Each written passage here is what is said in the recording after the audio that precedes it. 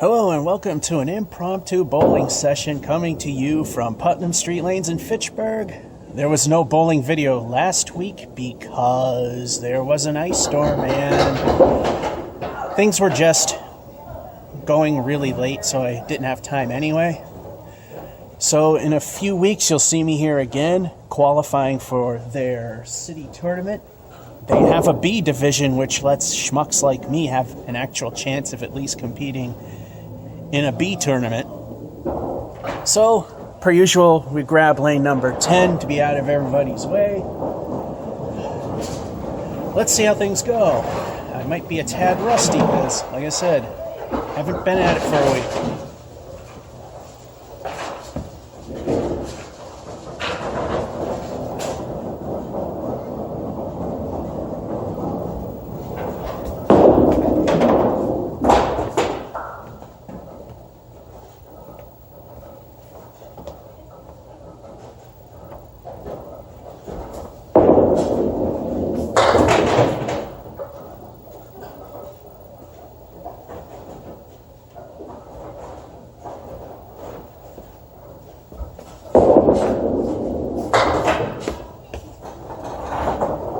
Welcome to Masons.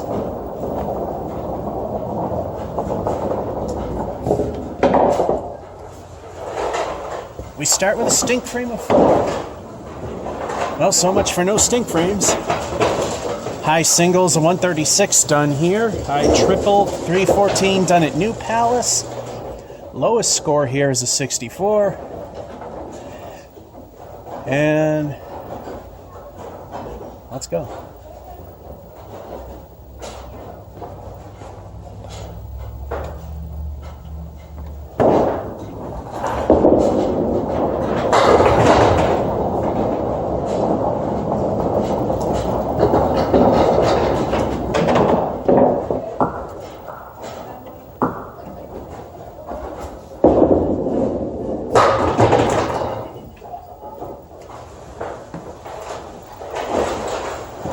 Funny thing is, when I seem to have less control of the ball when I'm throwing it, the more control I have. I also got to remember the pins like to stick up in the pit area, so I got to keep an eye out for that. Everything looks pretty good. El Stinko the bonus ball. Let's see if it'll prop things up.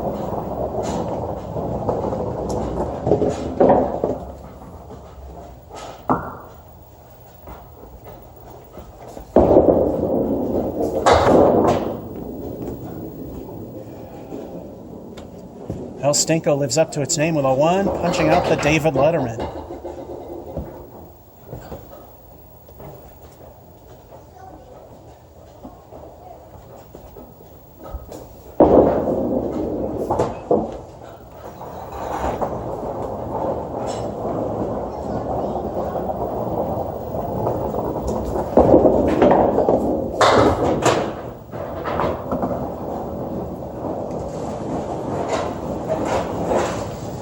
Another 4. Looks like we're going for a new low score.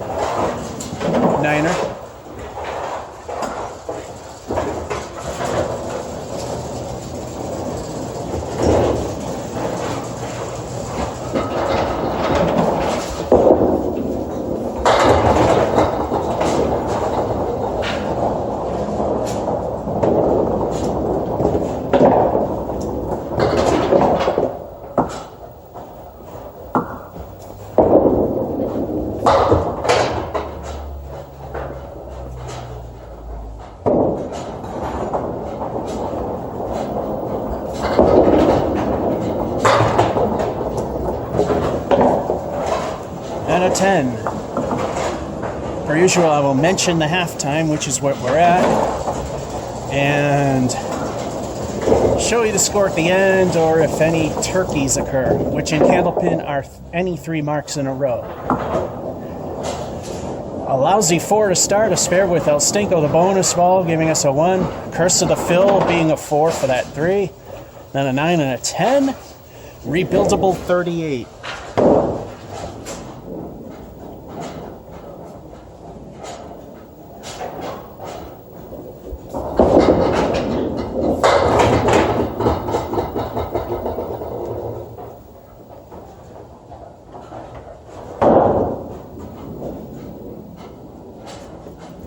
And per rules, we have to wait for the wood to settle. Looks like the piece on the left finally did.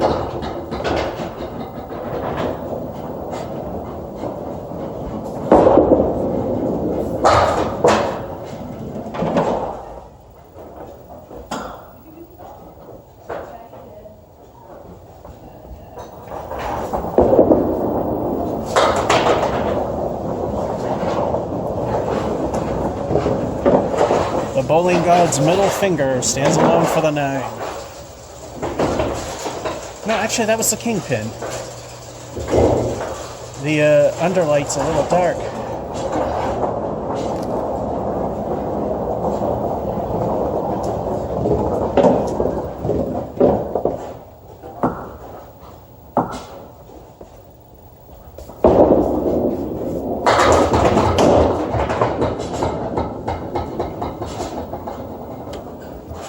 Too full, but I like how easy this place is. And it's legit.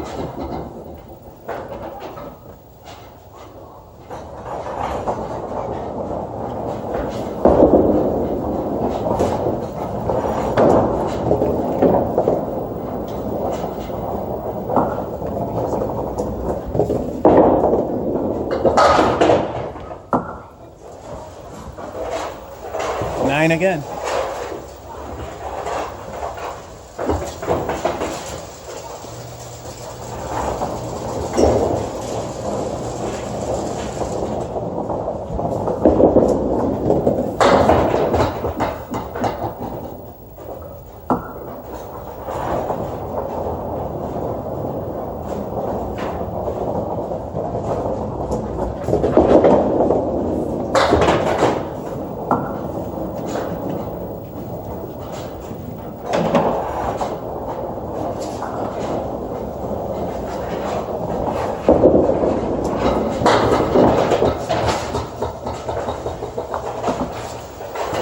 Alright, 10 helps. Looks like we're going for the low end of average. ICBA standards and official records. 90 is considered average for casual league players, which I'm under that standard, but I put myself up against it anyway. And generally people have a 10-point spread, so 80 to 100 is average.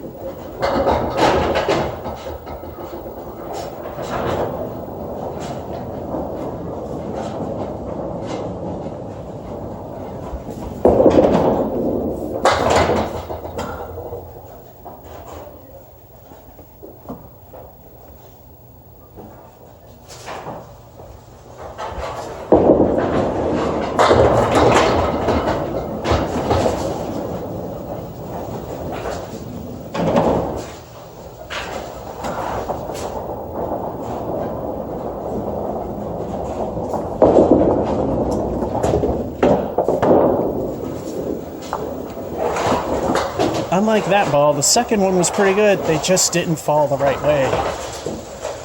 Kingpin remains again for the 9. Last frame, just need half of them to reach the bottom end of average.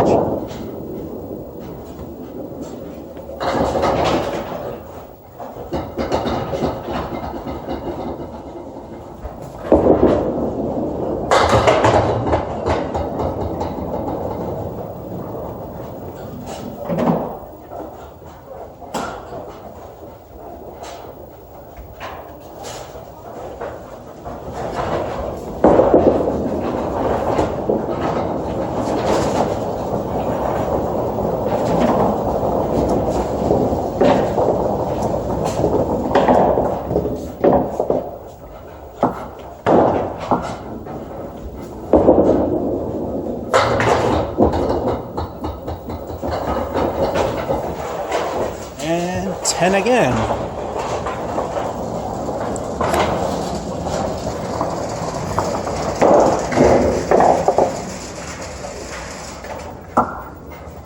Bad start. But the only mark as well. 85.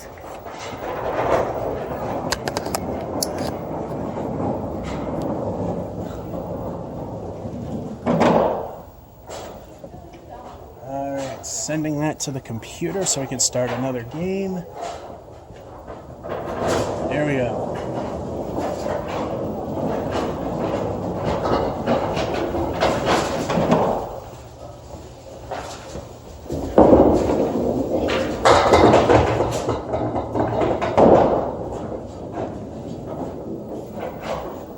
Instead of starting with a 4, there's at least 4 still standing.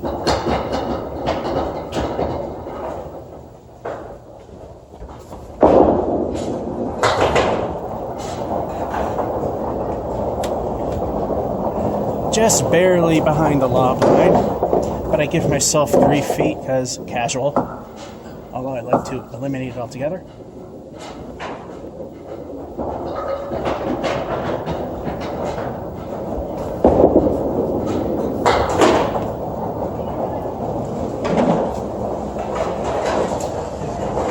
We doubled the start of the previous game with an 8. Gotta keep an eye on this thing. It seems to like to stop and start on its own. I guess that's why this phone had an update immediately after the Masons thing. Because there was an update a couple days before as well.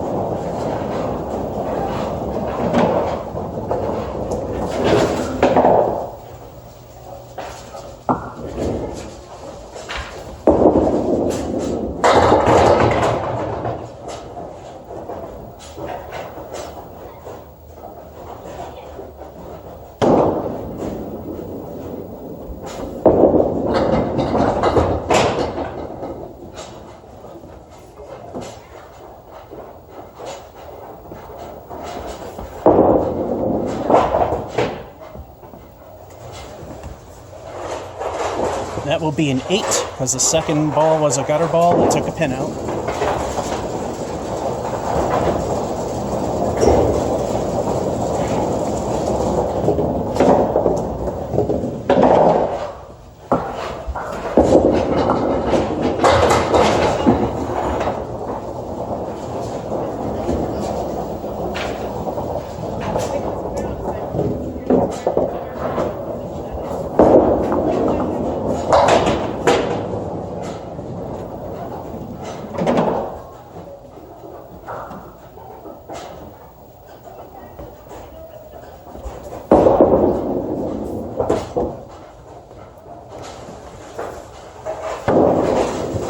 And a 6 to lousy things up a little.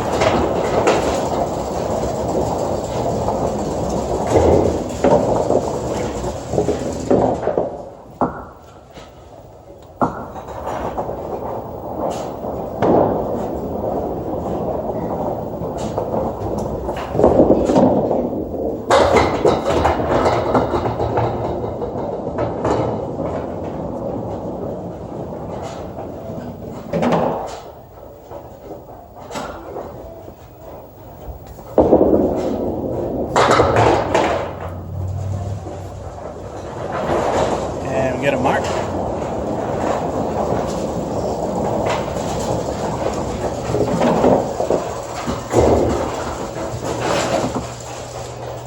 It's time for El Stenko, the bonus ball. What will the bonus be?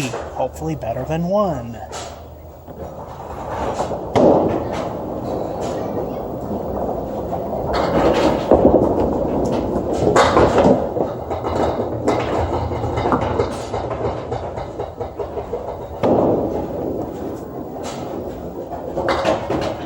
Again, I love this place for how easy it is.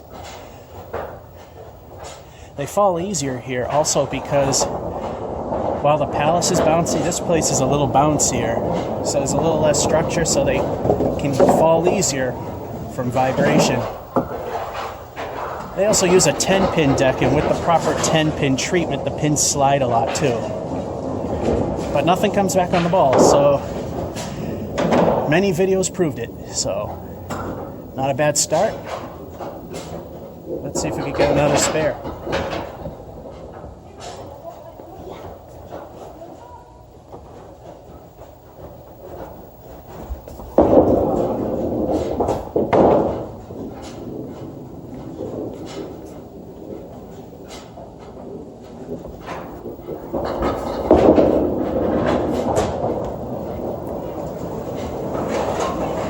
This time the 8 stands. At the halfway point, not too bad. 8, 8, 6. A spare and 4. And the 8 and 5 is also the fill. We are at 48.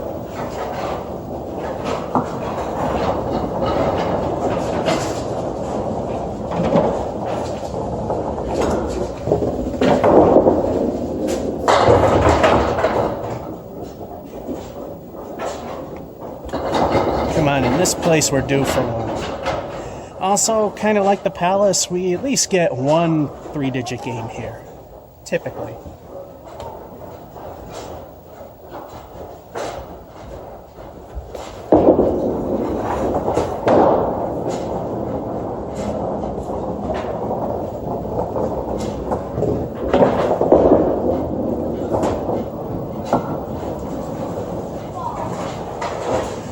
Niner.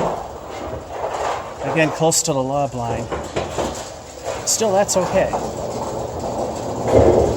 So if I'm going to be trying out for their city tournament, they need to be at or slightly behind at worst.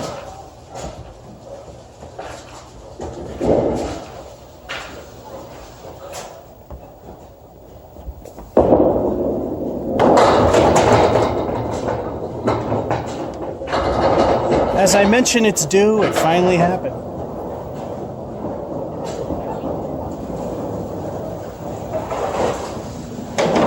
Can't have a stay here and not get at least one of those. Uh-oh, we have a pin in the pit.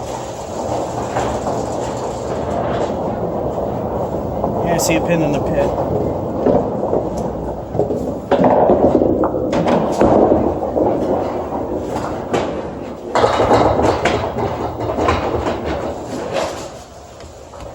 We get 2, I'll stinkle the bonus balls. There, now it's clear. Yeah, you can't have any pins standing in the pit, because that's considered interference and it won't count.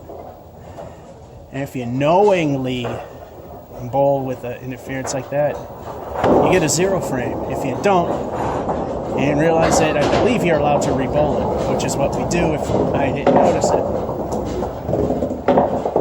Like I say, as the fence kicks up, you can see underneath it, see if anything's there. Now for our 2, I'll stinkle the bonus balls.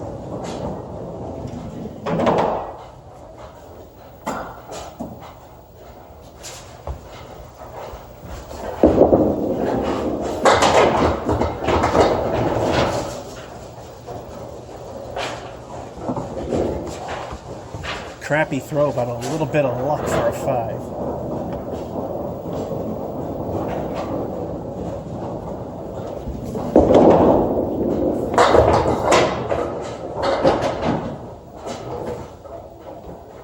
That piece of wood stopped the train. Still, an 8 fill for a strike's pretty good.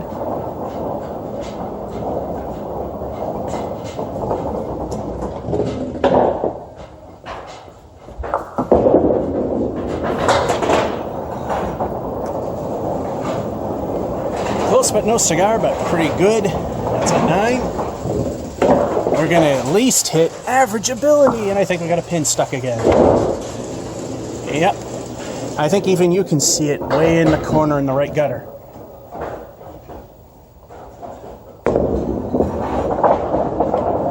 Let's see if we can keep the whole rack. There it is. It's gone.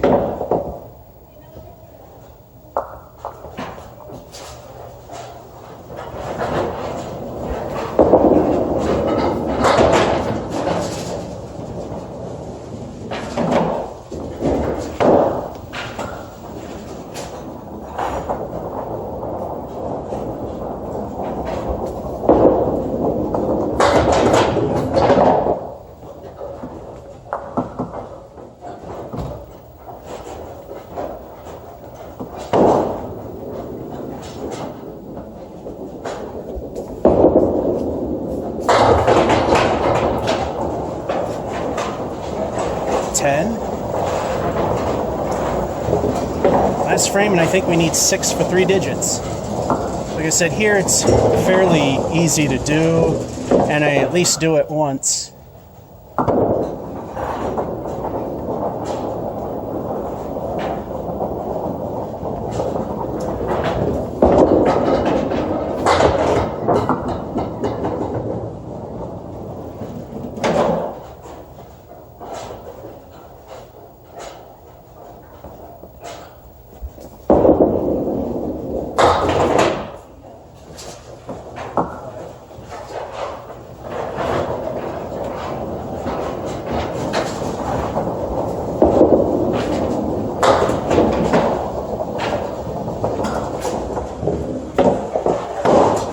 Lousy stop to the game, but we made it.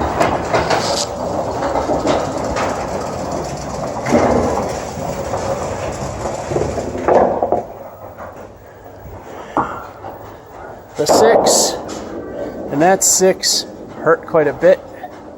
Nonetheless, we made it to 100. At Lanes and Games in Cambridge, I had a 2-frame and got a 102, so one bad frame doesn't mean it's going to be ruined. Game number 3. We've already hit our accomplishment, get at least one 3-digit score.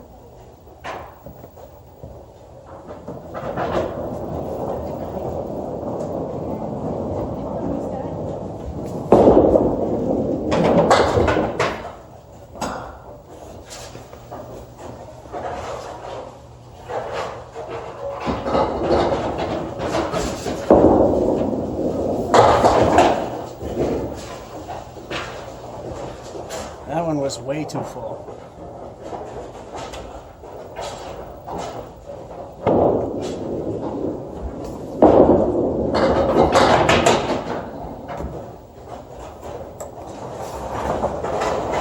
We'll start with 7.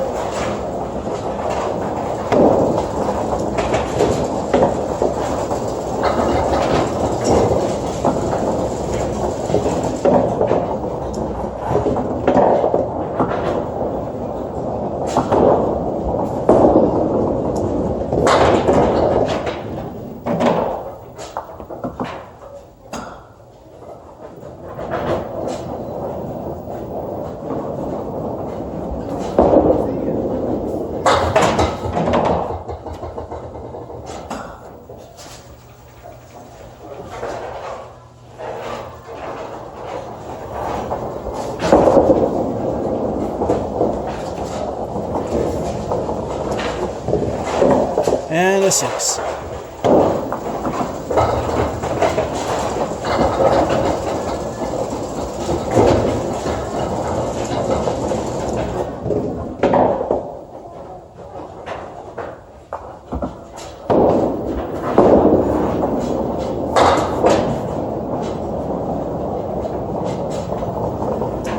The bad luck continues with a half Worcester on the right.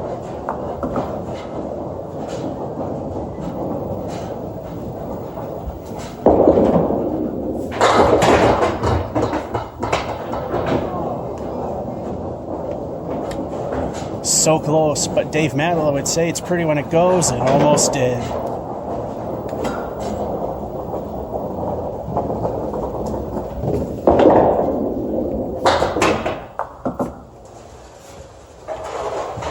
At least we get the 10.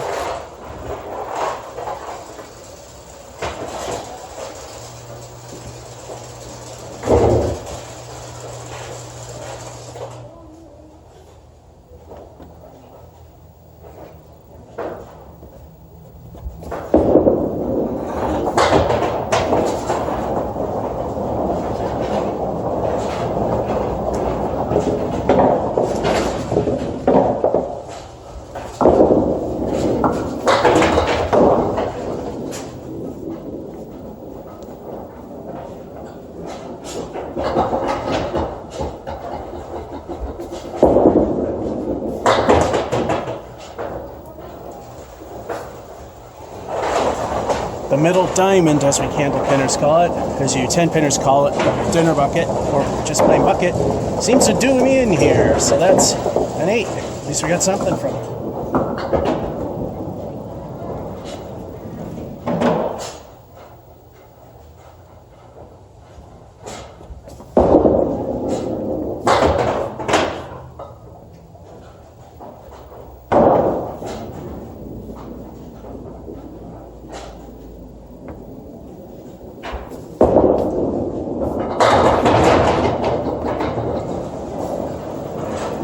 That's better.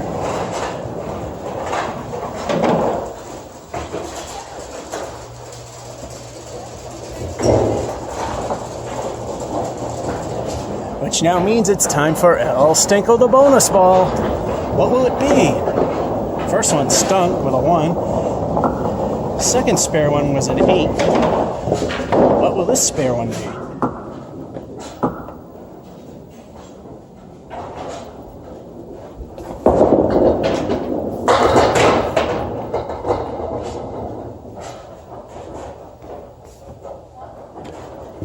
Eight again, with a favorable piece of wood to get a spare, but we know who's trying. Yeah, there's still a good chance of it.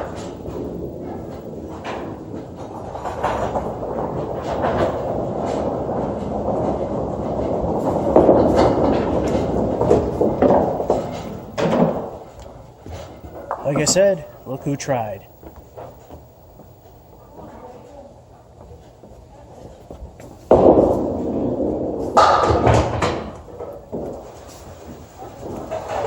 And that's the first I wish it was ball 2 moment. It's a 10. Oh, there's a pin in there again.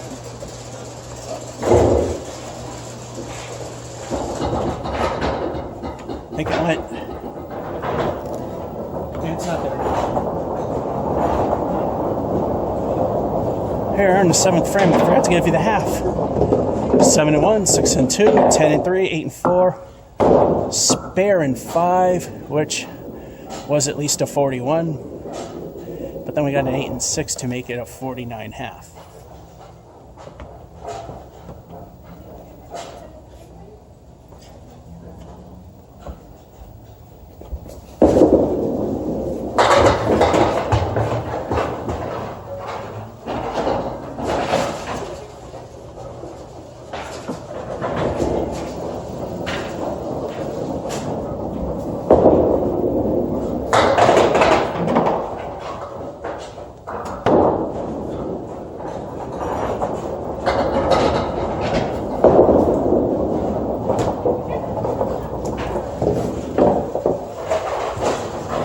And an 8.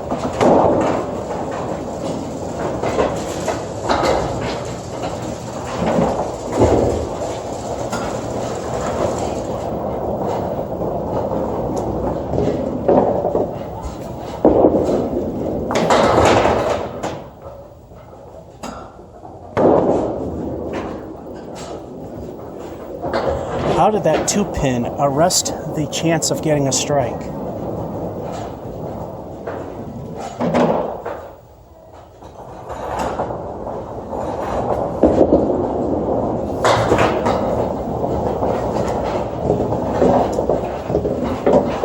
Good shot. That off-spot pin probably cost me the spare.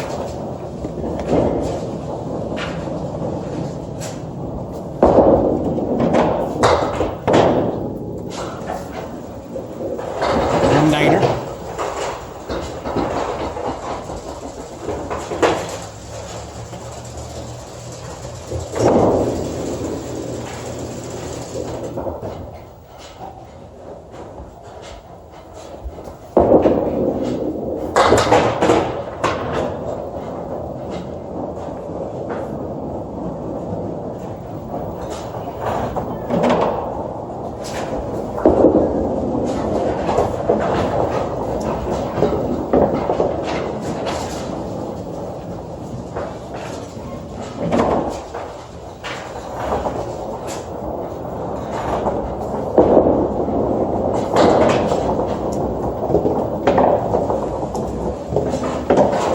Bad news, it's only a 5. Good news, with 1 frame to go, we're already in the lower end of average.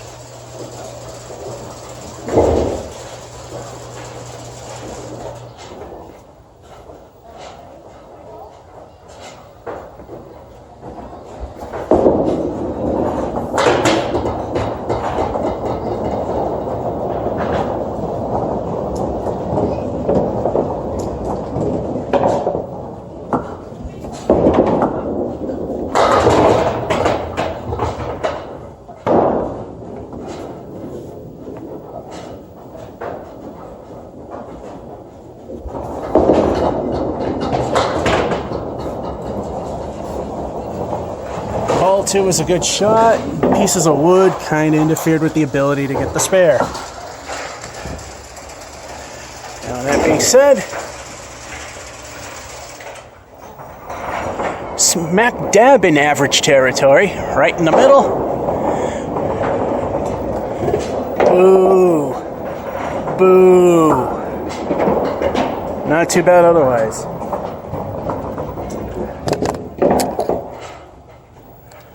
Alright, that's still good. We'll be back in a moment as I set the computer up for the next game. Well, it's already starting itself.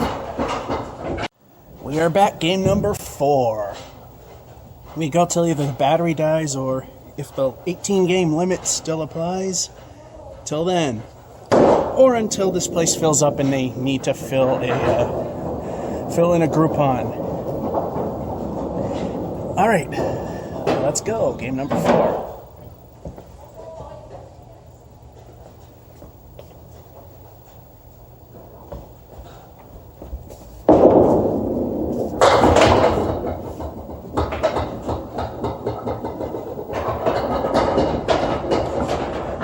It's the first time the 4 horsemen are by themselves. No hidden buddies. I know I'm going to jinx things, but our friend Bob hasn't showed up.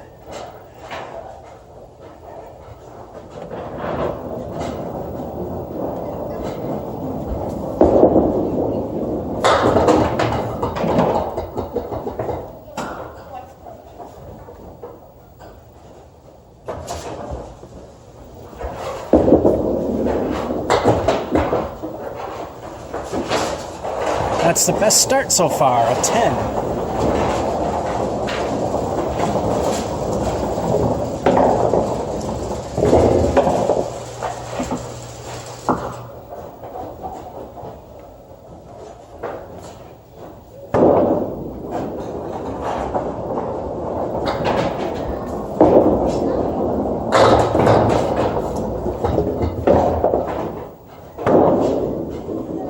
Way too thin, and got that unfavorable narrow 7 there.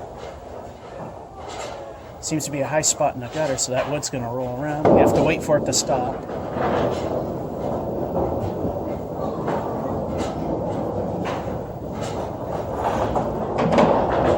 Or close enough.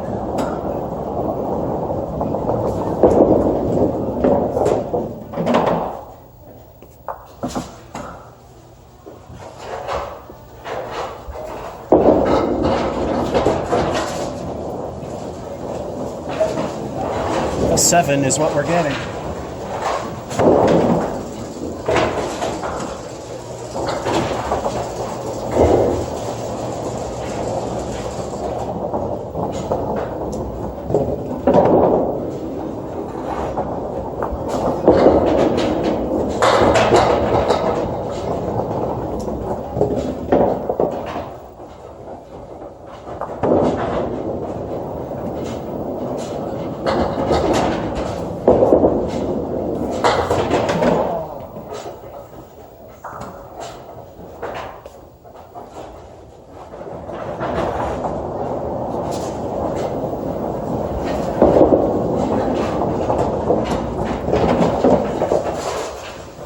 Niner.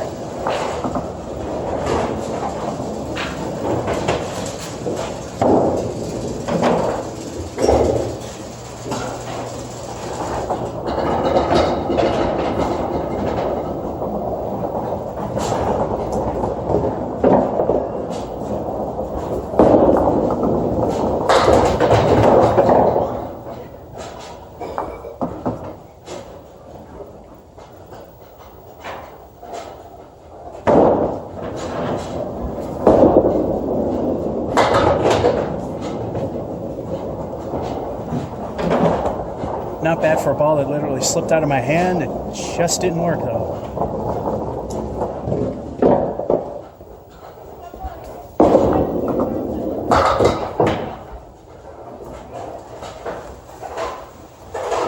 I actually was aiming for the other 2. Wasn't trying to be the hero, which in candlepin you don't do on the third ball unless you want to be pressing your luck. But an 8, still not too bad.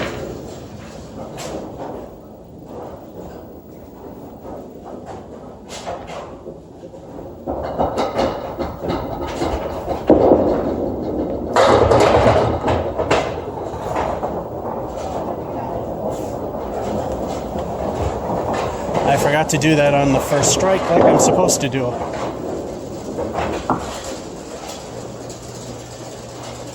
Two El Stinko the bonus balls. Let's see what they add up to. The other strike we got, they added to an 8, which for strike fill is not bad.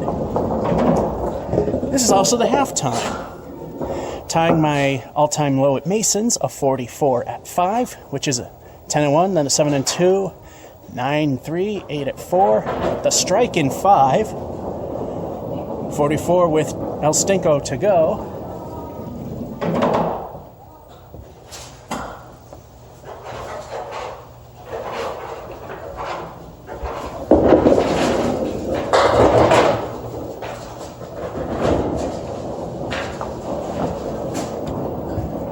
El Stinko one stunk with the leaf, but Metza 5. El Stinko 2.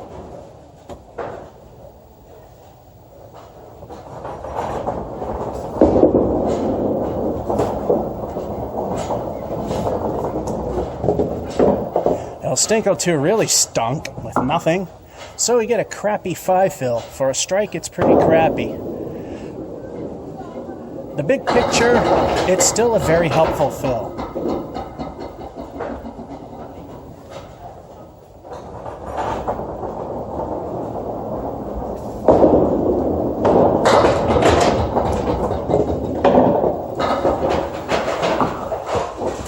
Bowling God's middle finger remains for the 9. And that time it is the middle finger. So that 5 fill made frame 5 of 49.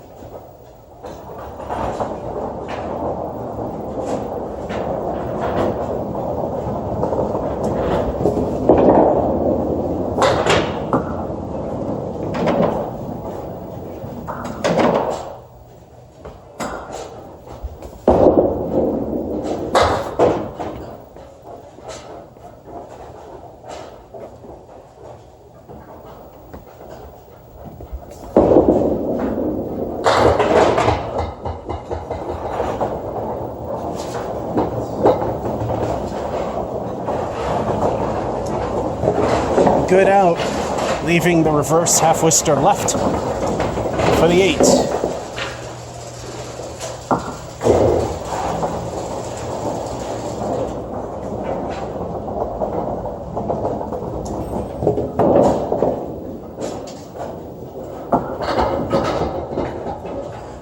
I do honestly look at the balls just to be sure that the no juicing thing still applies. And because people still say they do. You see any marks? See any clear lines? And someone said urethane balls like mine will not pick up the juice lanes. Obviously, I've not seen my videos or the one picture on Facebook that showed a place that juiced so bad they left tracks that even Stevie Wonder could see. Nothing here. So, once again, another video proving nothing questionable here. Just a slightly bouncy floor and a 10-pin deck properly treated with the proper stuff, which is literally designed to make pins slide. Frame 8.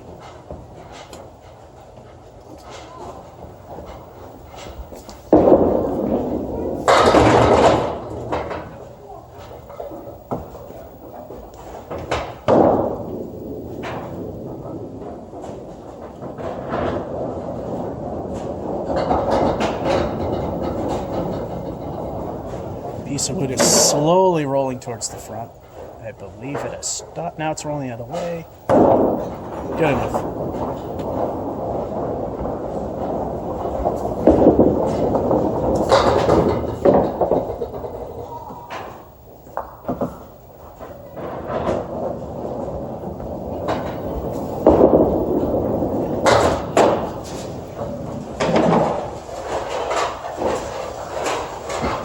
That's a 9.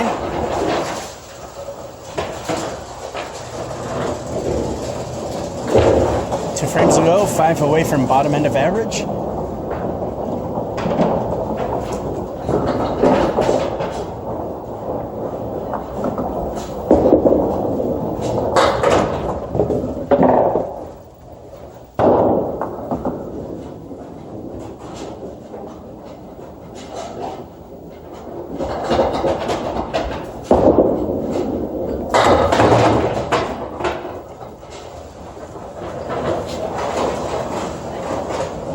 The spare.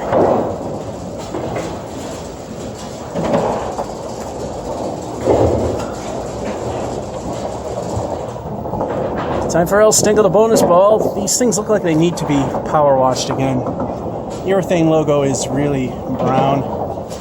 Let's see what happens.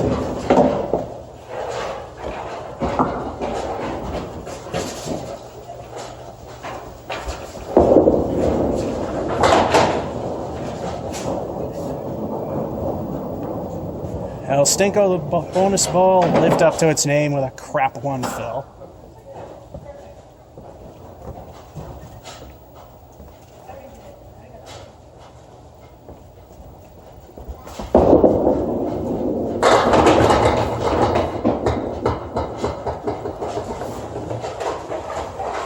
That was a gift. That's why I like Putnams. We are bowling at the exact opposite level of difficulty from Mason's, which was last time. El Stinko to wrap it up. 5 to hit 3 digits.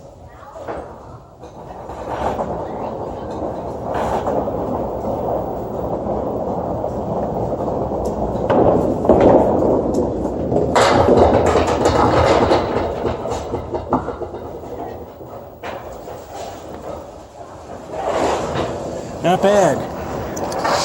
We've hit the high water mark so far, making sure there's nothing back there.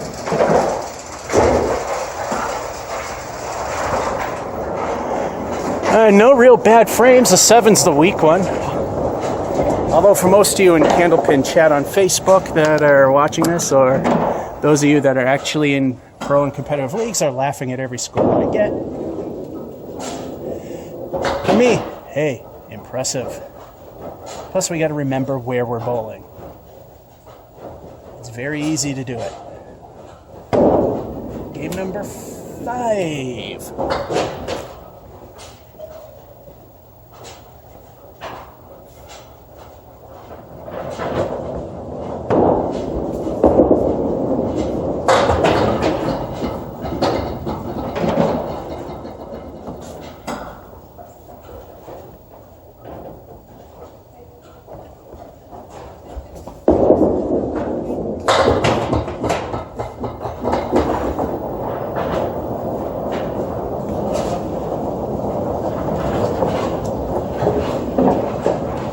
Looks like we have an illegal piece of wood, but yeah, it's an illegal piece of wood. We are going to have that removed.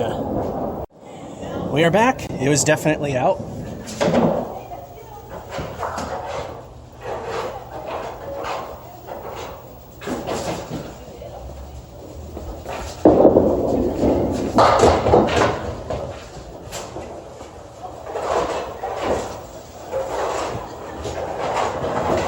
Problem is, I don't remember if that was 1 or 2. So we're calling it a 10 because I don't remember.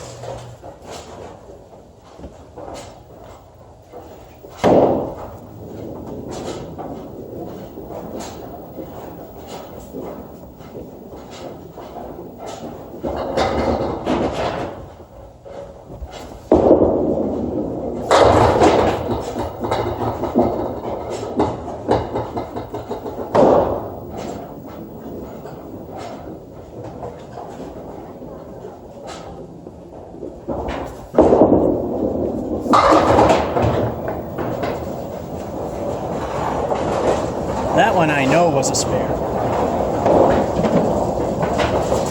Tried to power it even though I literally don't have any power. How I throw it and how hard I throw it How hard I throw it normally and how hard with power is literally the same speed. I've looked at in the video editor. El Stinko the bonus ball. So far, perfect game. In candlepins, you just have to knock them all down in all 3 balls. Minimum perfect game's 100. Let's see what El Stinko will give us.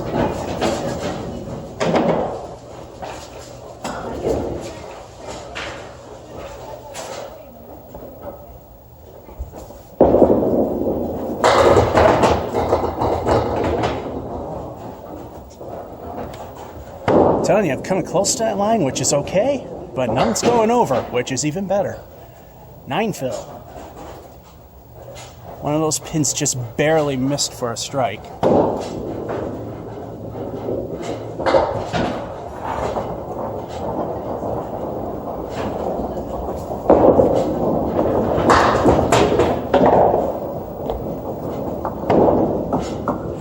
I was aiming for the pin, but if that ball went just slightly more to the right, that could have been plan B for the spare.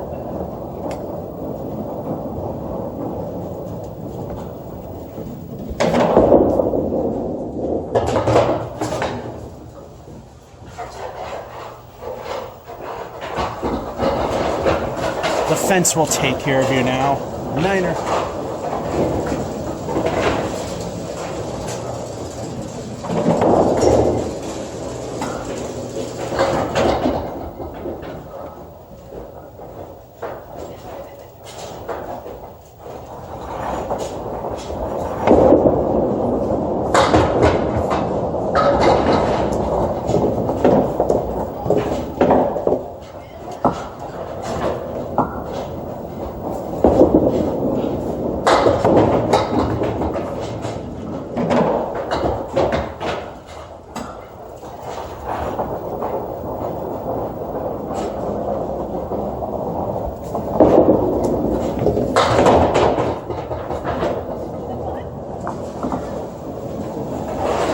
The middle finger remains for 9.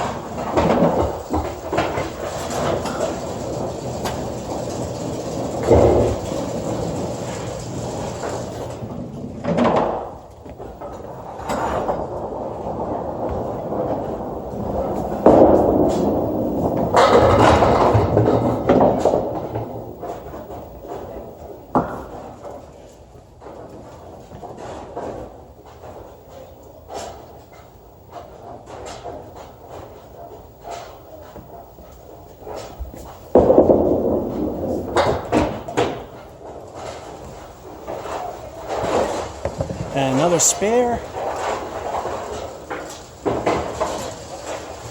Halftime report coming up after the tire changing animation comes up. Pretty strong. 10-1 could have been a spare, but you know what? Penalty for not keeping track, but I know it wasn't more than 3 balls. Spare in second. 9-3, which was the fill for the spare. 9-4 and a spare again at 5. We are at least 57 with El Stinko, the bonus ball to come. What will it be?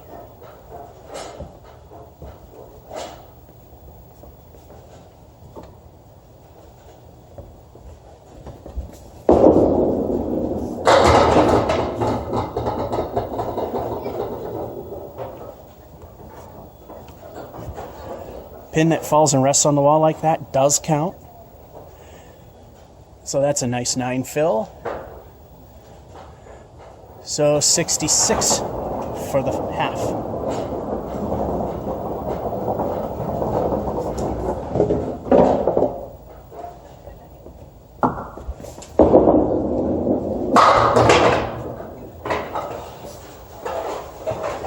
Two in a row. 3 spares in a row, very obscure bowling term, is a chicken. But 3 marks of any kind in candlepin is a turkey, so if we mark again, I will show you the animation. El Stinko yet again.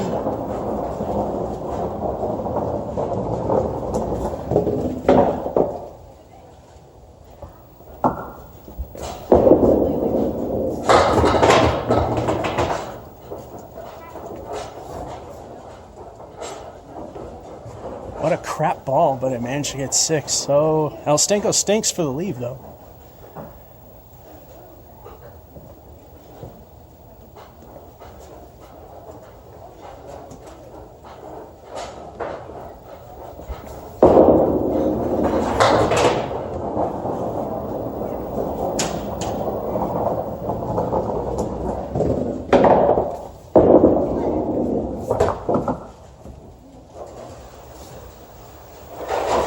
I was actually aiming for the 6 and 10 pins. See that? If I was hit the camera, if I went for that one pin and got it, or if that was my actual attempt, that would be trying to be the hero, and on the third ball, never a good idea. Sometimes it's just worth trying. Still very strong with 3 to go. I'm not going to say what. I don't want to spoil it. It's no record breaker yet.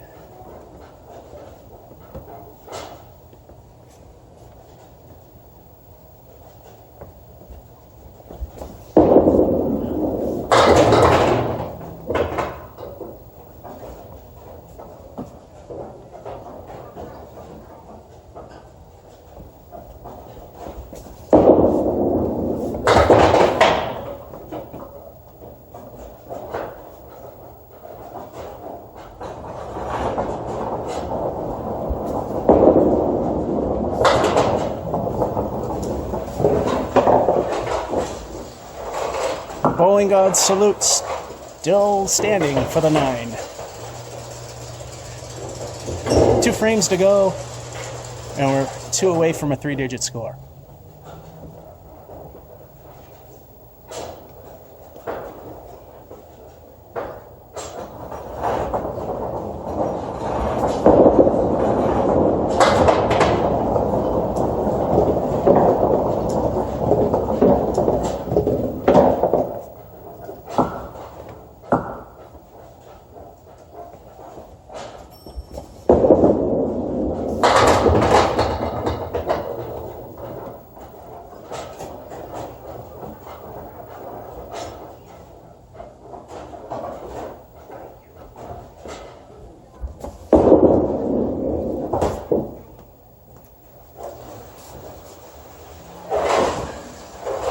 And we're there.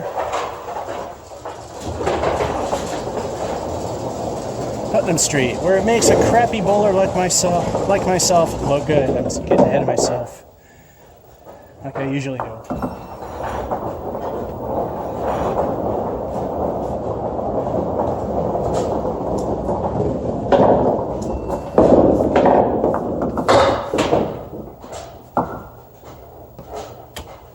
This time we got a half Worcester on the left.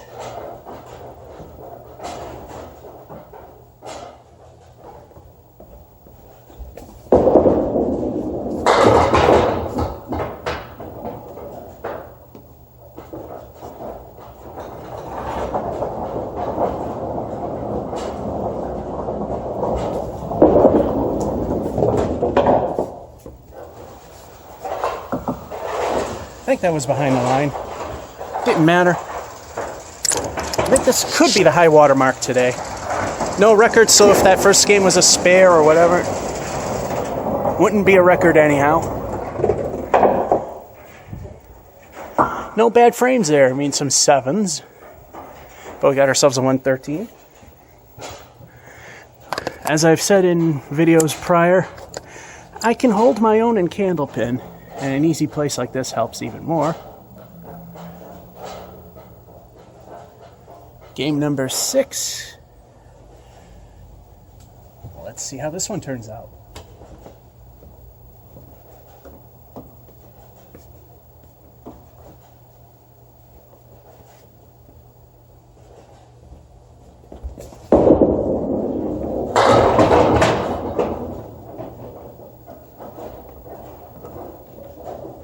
All right, now we left a diamond on the left this time. I think I've left one there before. Just didn't track it till now. With certainty.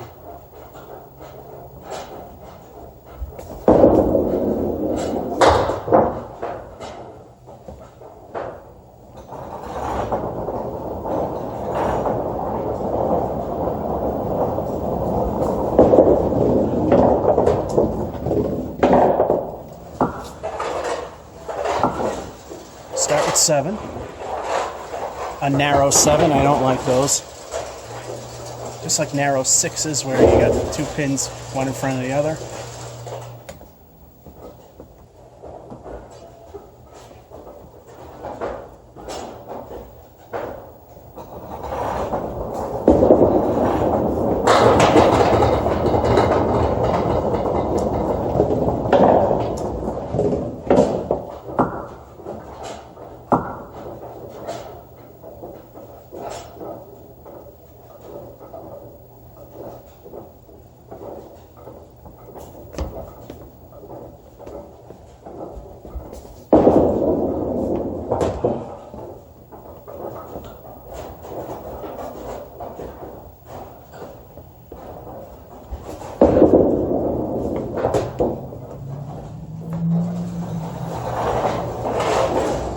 niner. 2:20 in the afternoon. This place is usually somewhat busy at this point. Every now and then it's dead.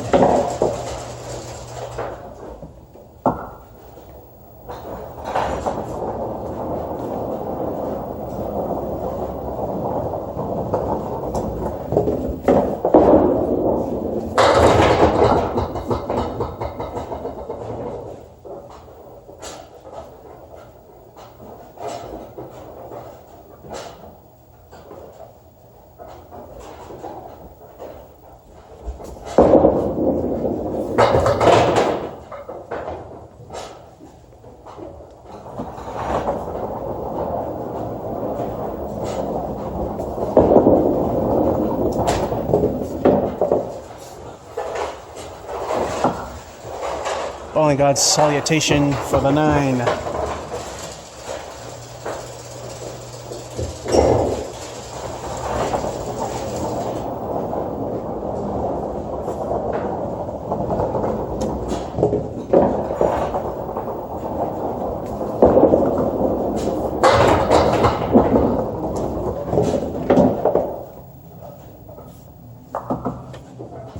I don't like that wood in front of the head pin.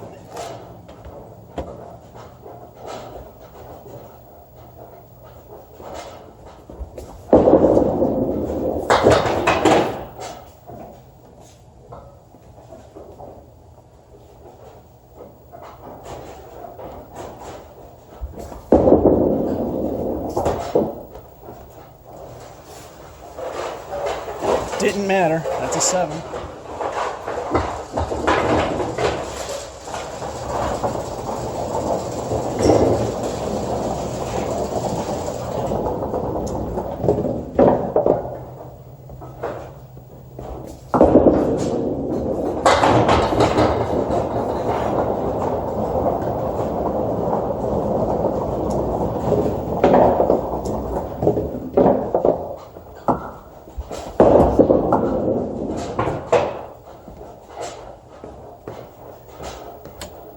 That one fell out.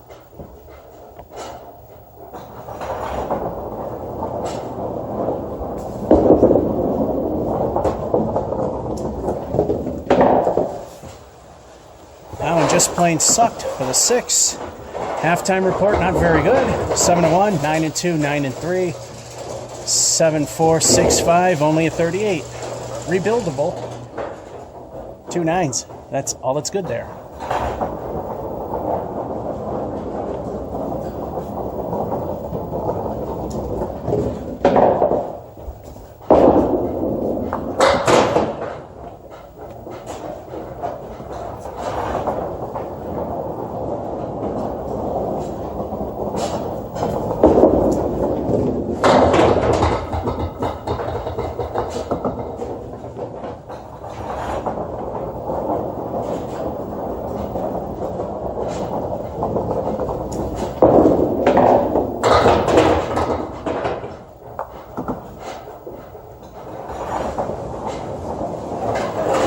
I did not land correctly there. I'm alright though. It's a 9.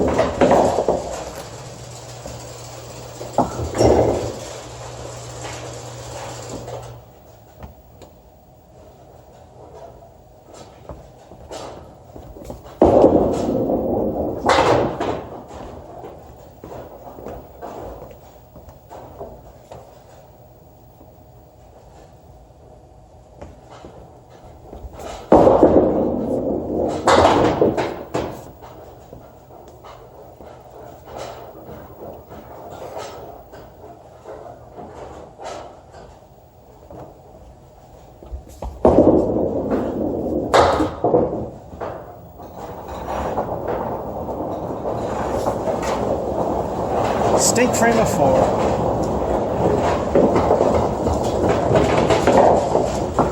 Looks like we're not going to get into good territory this time.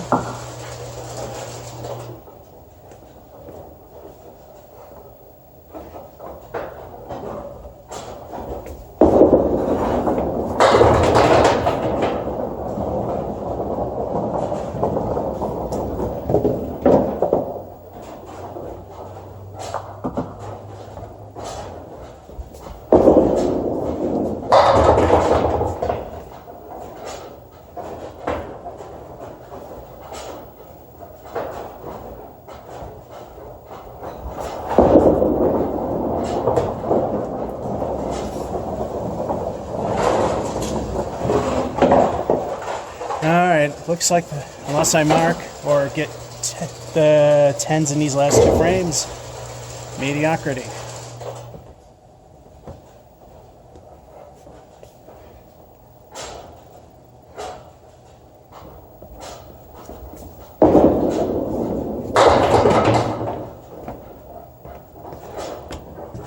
There he is. There's my friend Bob Caleri. He decides to show up on the right side. 4 horsemen and the 8.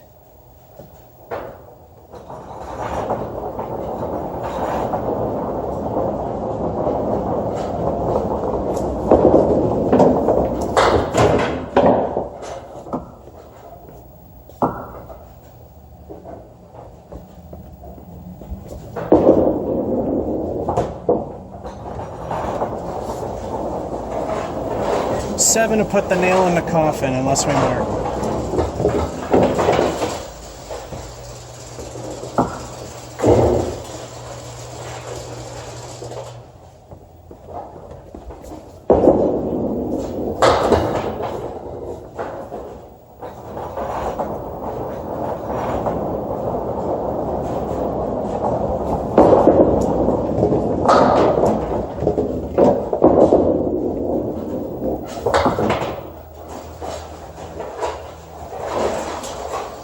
And a 4. Wow, we just barely made mediocre. What a crap game.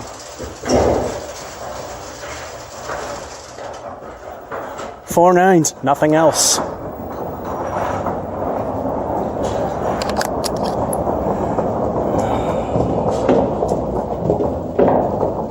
This could be the big collapse which usually happens.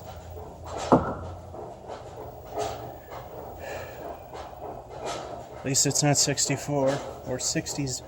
But 71 here at Putnam's, that shows you that I'm still a crappy bowler. Occasionally can hold myself. Game 7. Let's see how this goes.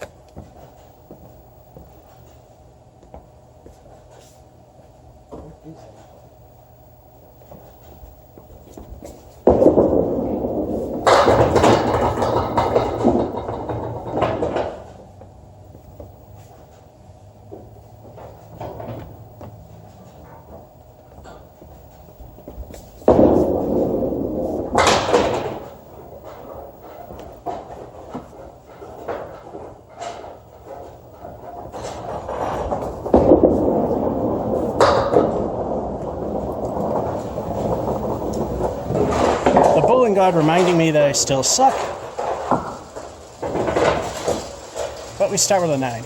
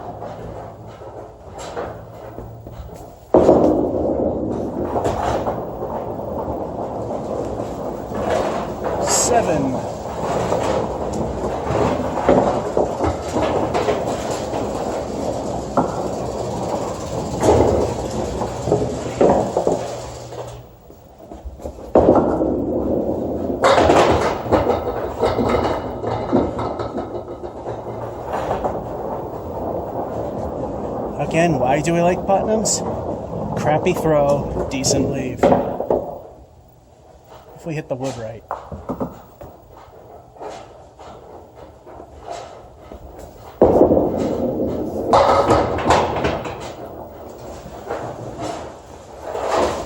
He's aiming a little more to the right, but it worked, spare. Time for old Stingle the bonus ball. What will the bonus be?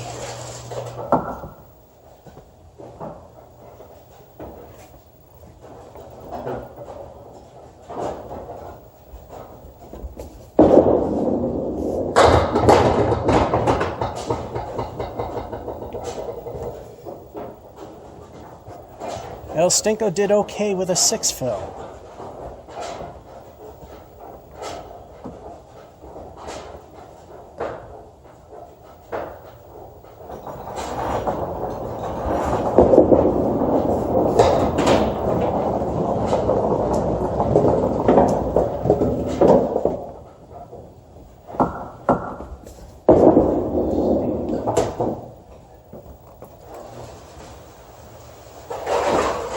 Curse of the Phil, only a 6.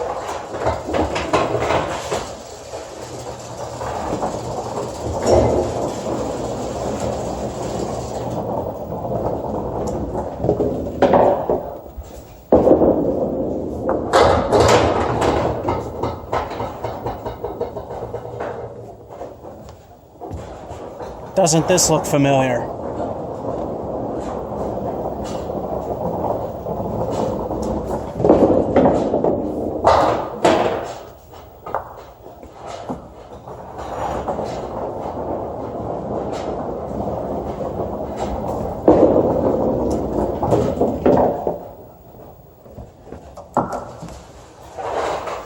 Six again. Halftime. The 9 and the spare, the only good things. 9 and 1, 7-2, spare at 3. Decent 6 fill from the measly 6 and 4, and another 6 and 5. That does not count as 3 6s in a row because the fill is a different thing. We've bowled a Slayer if this becomes a 6.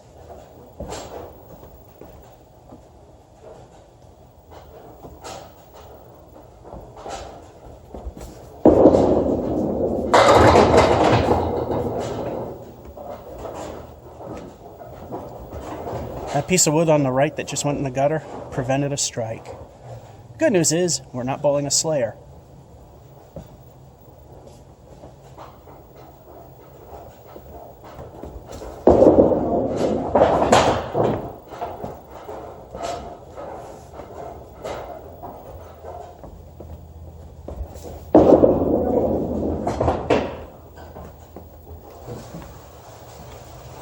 Niner.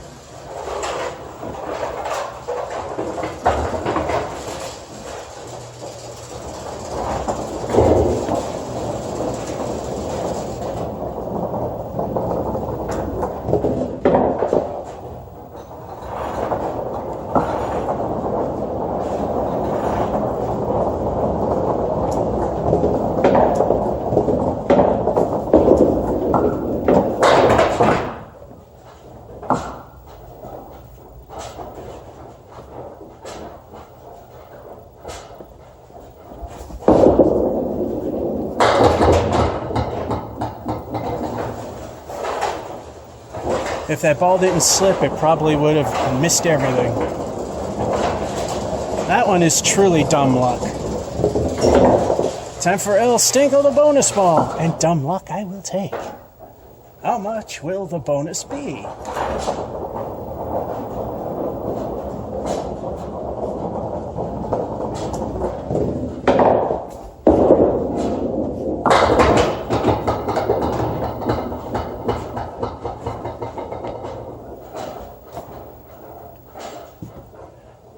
El Stinko kind of stinks with the leave, but a 7 fills not too bad.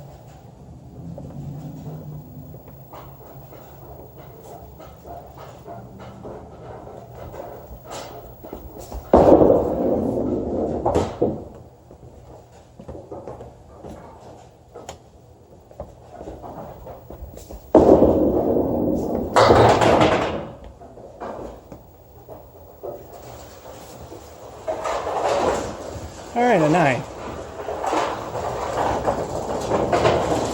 Things are back to normal. At least in Putnam standards and my standards.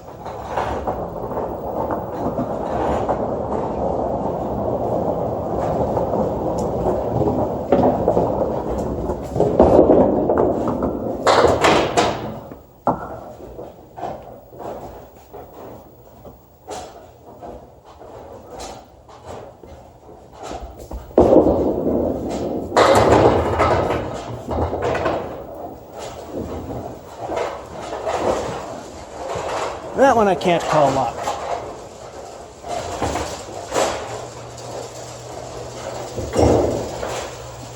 He fixed the pin setter. Used to be if a pin got stuck under there, it would jam it. El Stinko, the bonus ball. That many away from average ability.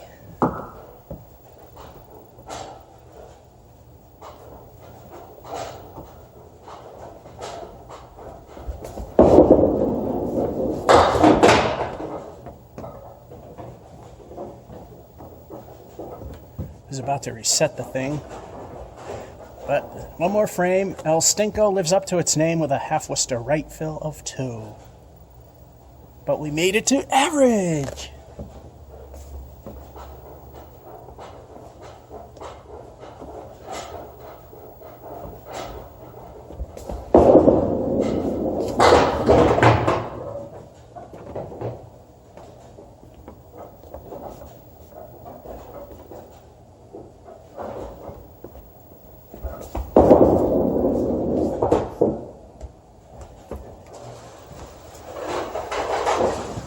And a 6. So close. Wouldn't have mattered. Actually, it would have.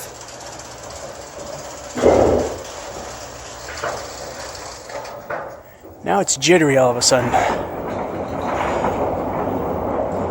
See, 2 6s. That sucked. Crappy fill at 9.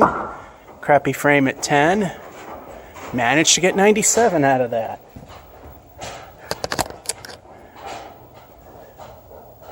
All right.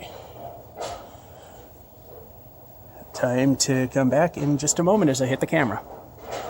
And we're back. Starting game number 8. 7 wasn't too bad. 97. 6 was horrible. 71. Well, you know, we got to have some humility. I don't really need that because I know I pretty much not that good at this game anyway. I mean, I can hold my own most of the time. And just barely. But good enough. Game 8.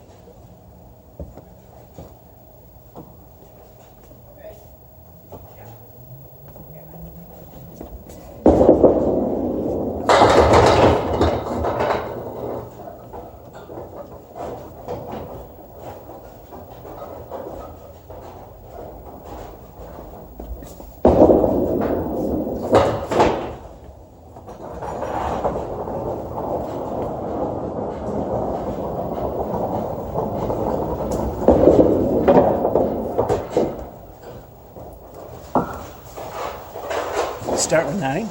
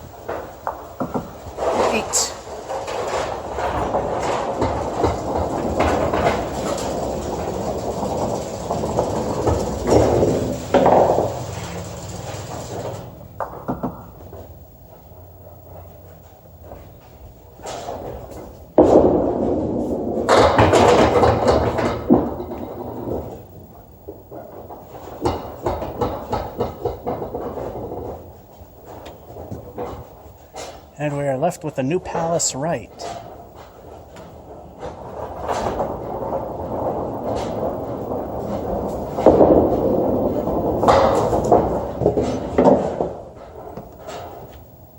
Screwed.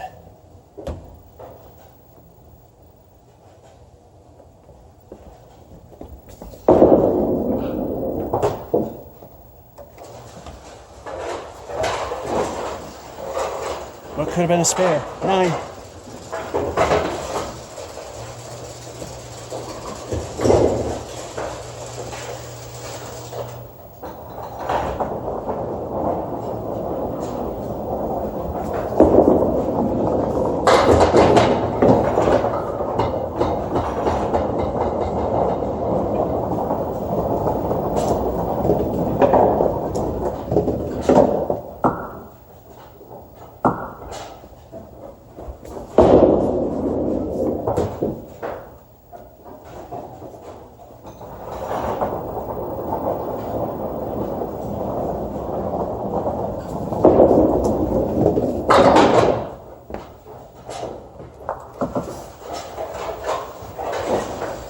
would help me get another one for 8.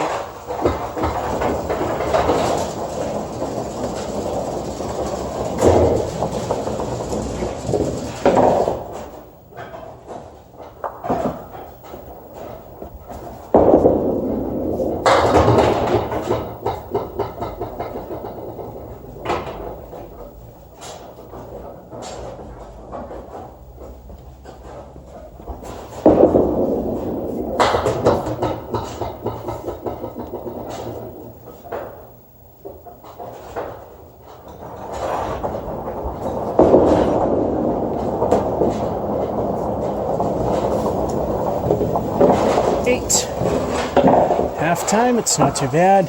989, 88, 42.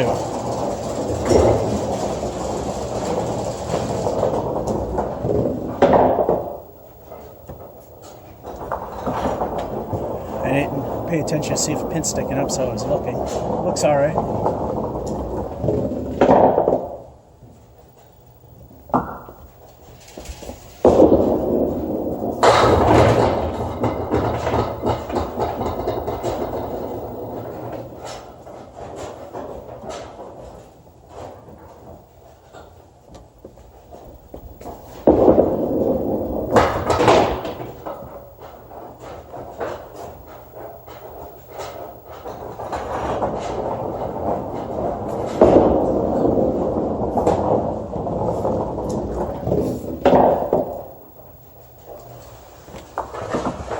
Got screwed again, too far to the right on that second ball.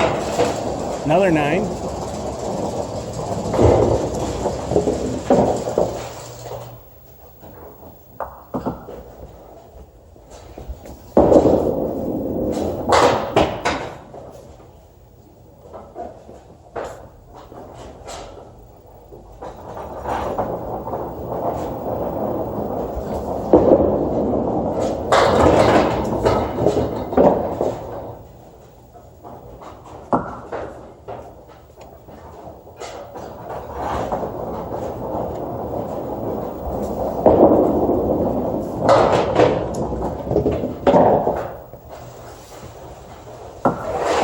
Seven.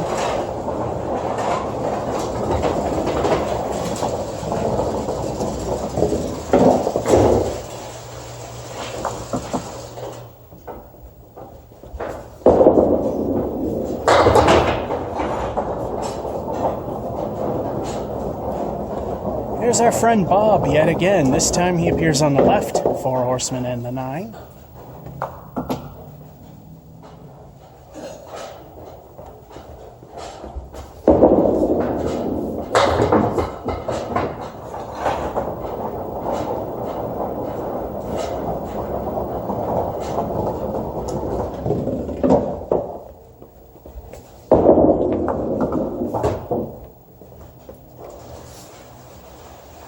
And another 7. The ship is sinking.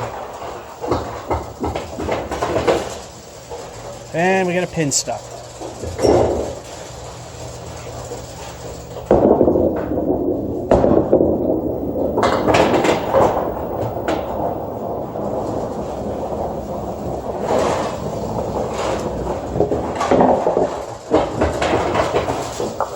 That's better.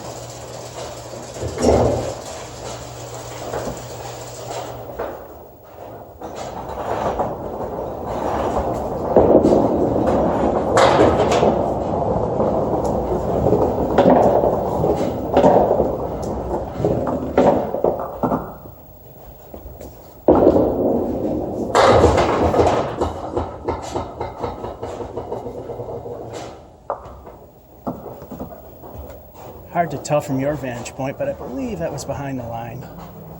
Like I said, I give myself a few feet. Although if I try out for the competition in a few weeks, can't have it at all.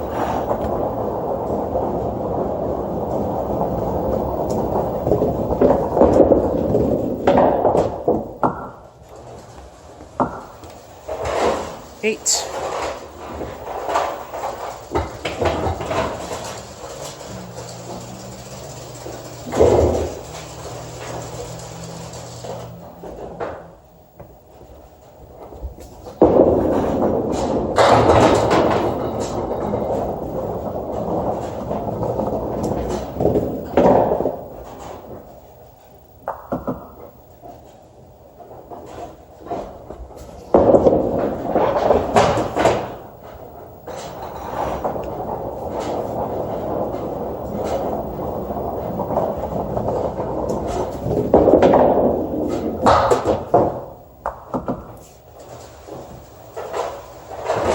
I thought landing it there would help, but nope.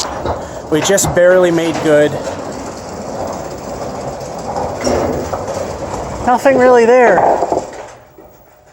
3 7s are the worst thing. Nothing there. Got 80.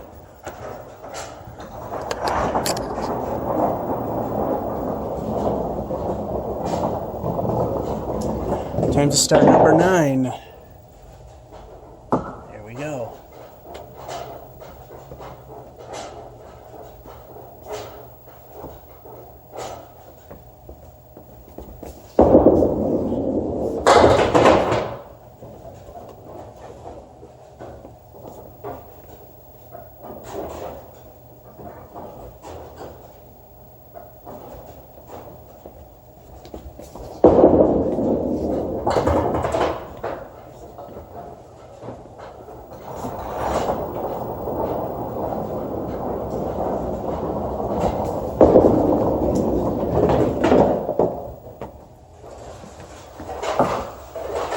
A crappy start of 5, which still beats game 1.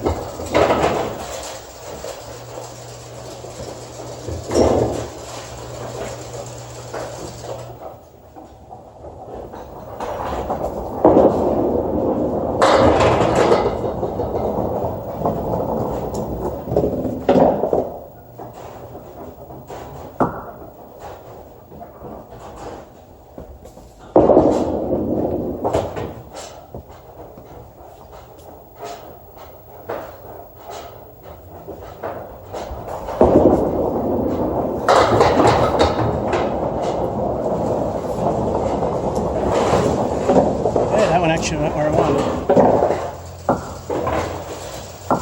I will say that because a lot of things haven't gone right lately. So I got the 10.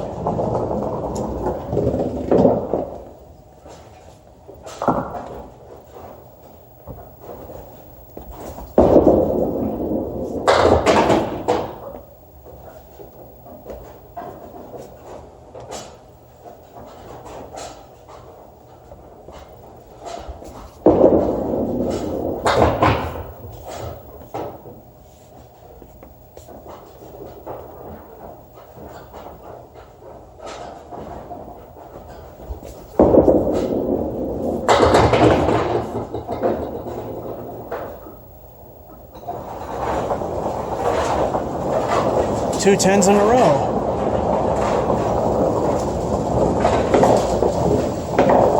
If we get 3 10s in a row, that's a microwave turkey dinner.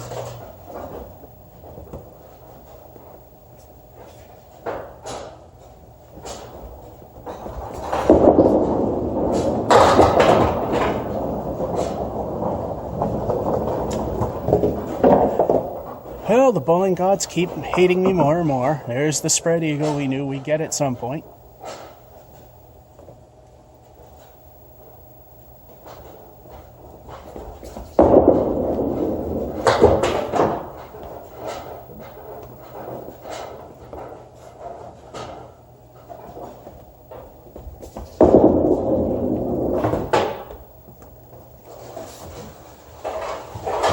To help ruin the game, there's a 5.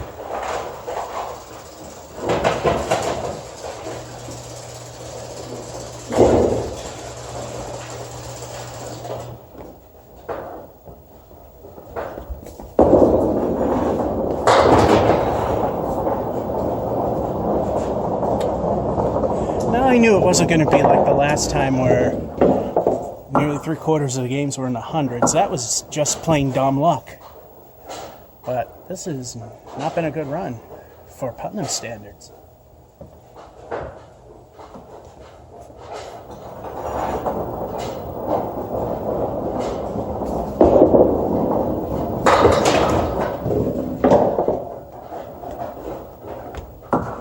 The second time the 4 horsemen appear by themselves.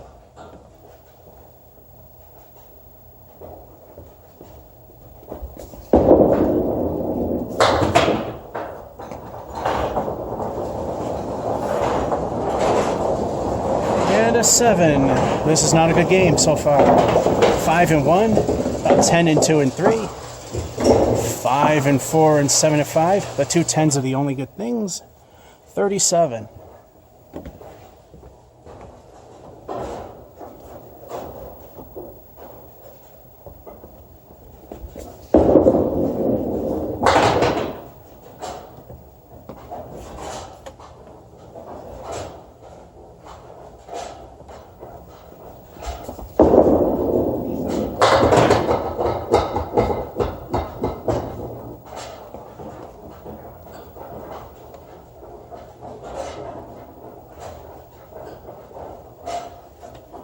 There's a piece of wood in the back that's moving.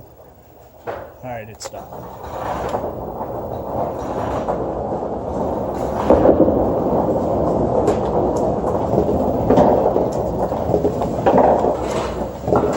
Oh, this looks like a throwaway game. It's a 6.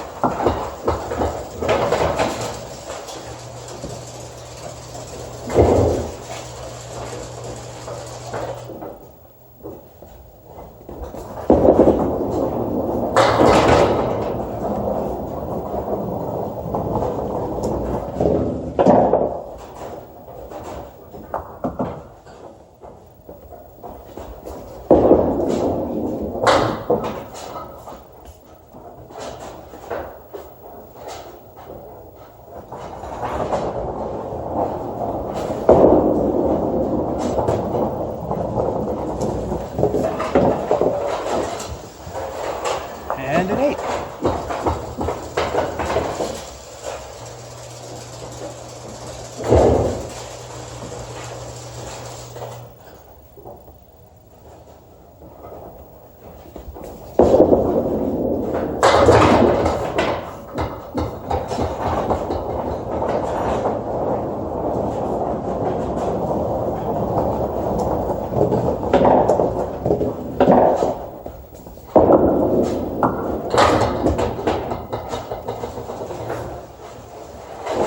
Perfectly planted for the spare.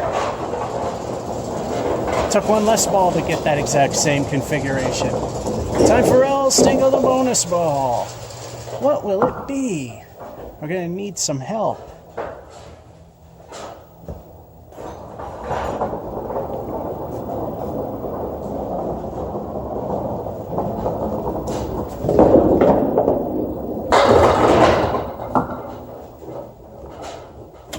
And that's help. We got an 8.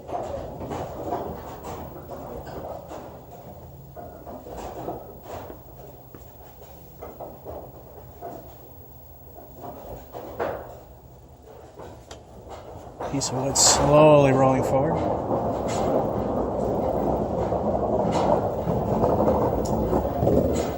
There we go.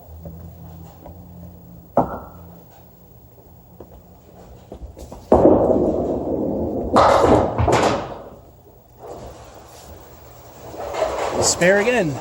We need to hit that wood to the right and barely did. Now we got a pin stuck.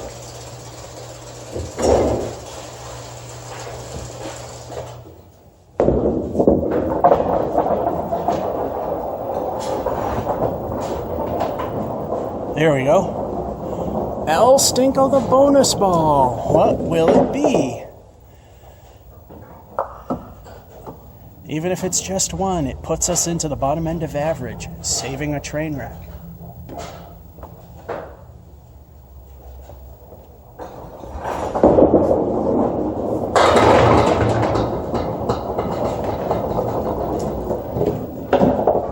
The bowling god's middle finger remains for 9. 2 to go.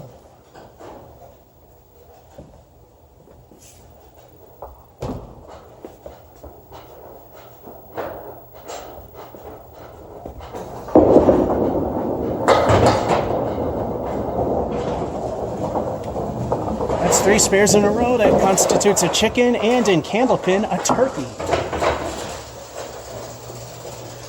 So now it's doing the spare animation. But here it comes. I think it waits for me to throw the bonus ball.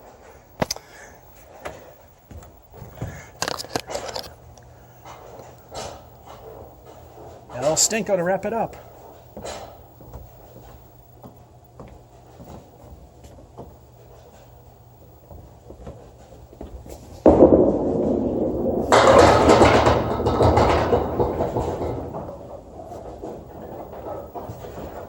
Can't do better than a strike. 4 marks in a row.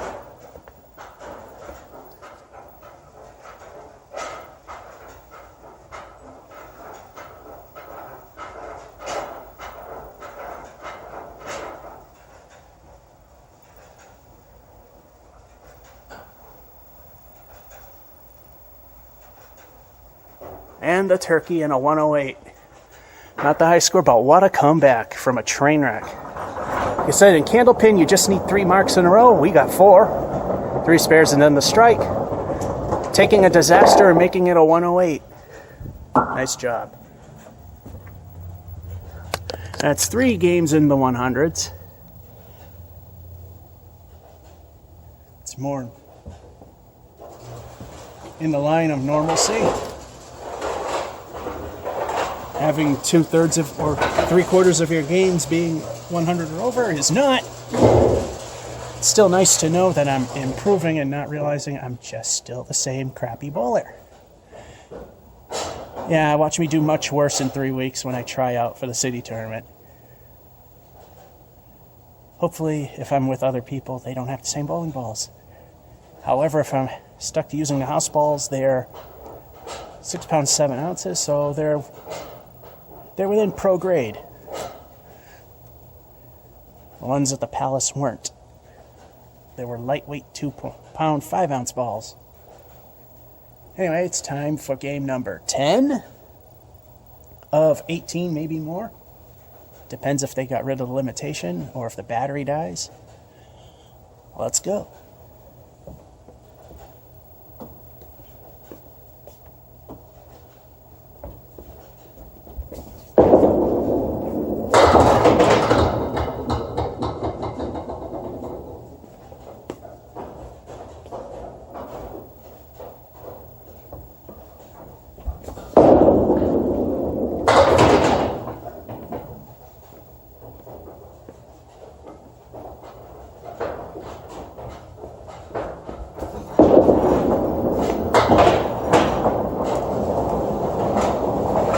Finally, I get to tell the bowling gods what I think of them and their middle finger.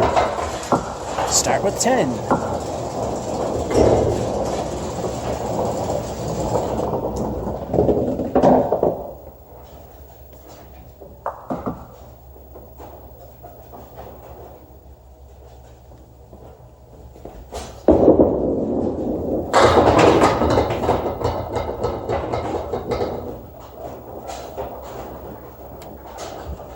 This time, a flying pin stopping another flying pin helped knock some pins down.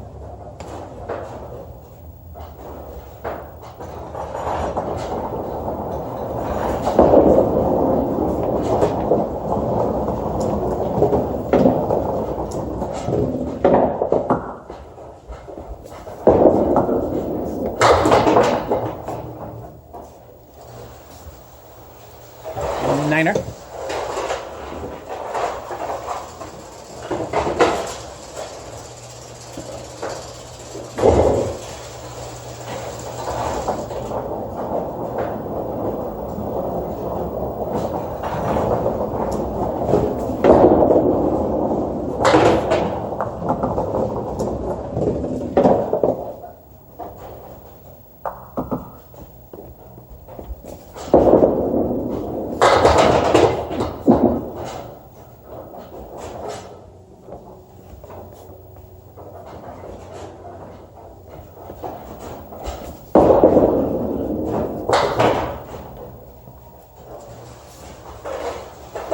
Seven.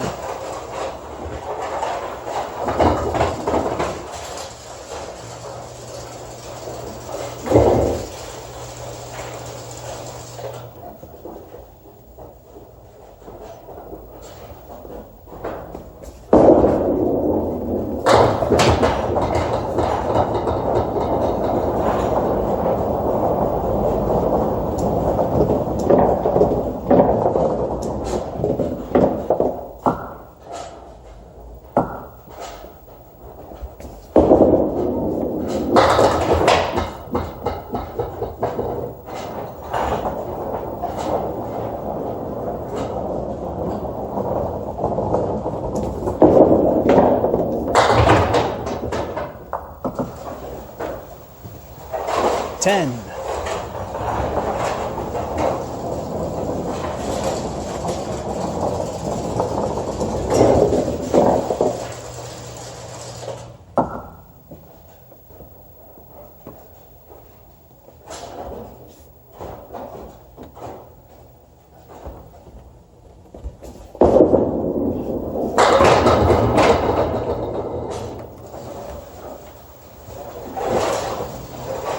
And at the half, I have a 9 at 1. No, a 10 at 1, 9 and 2, and a 7 and 3, 10 and 4, and a strike and 5. So far, we have a 46 with 2. I'll stinkle the bonus balls to throw. And bolster that halfway point to 50 or so, maybe. Let's see what happens.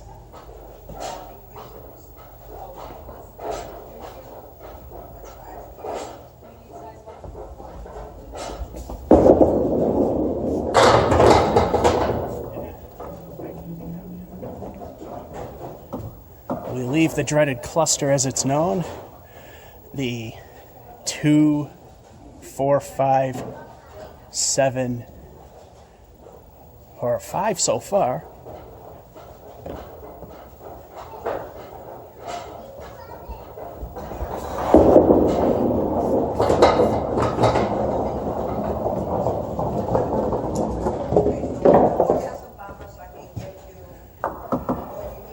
And a pin slides. I've done that on a driveway, believe it or not. So a 7 fill. Slightly weak for a strike, but I'll definitely take it. That brings frame 5 up to 46, 53.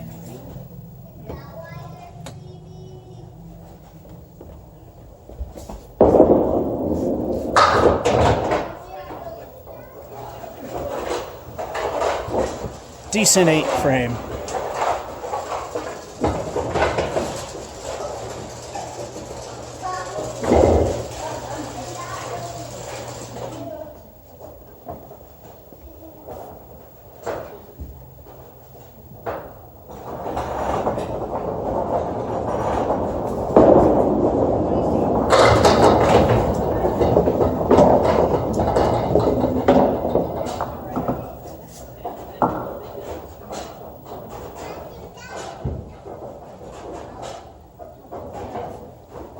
Well, it was set up favorably till that pin rolled backwards and then into the gutter.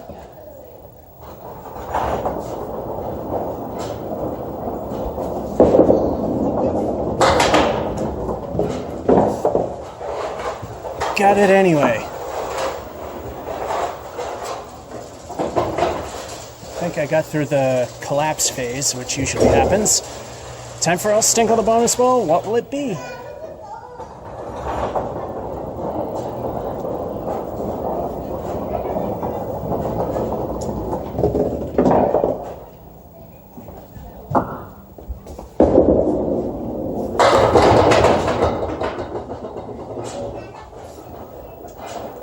Nice 9 fill.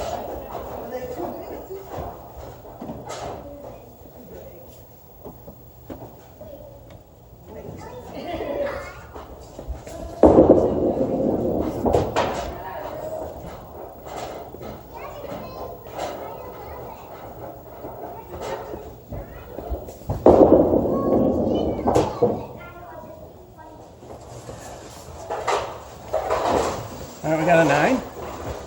2 frames ago, 1 away from average ability. Had to make sure that there weren't anything sticking up there.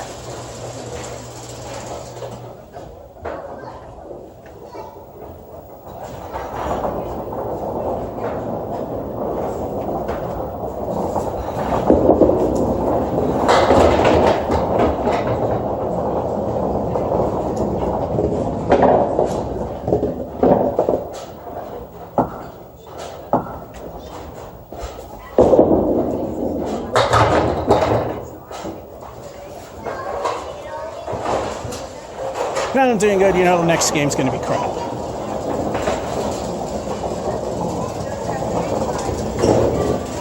I'll stinkle the bonus ball. That many from another 3-digit score.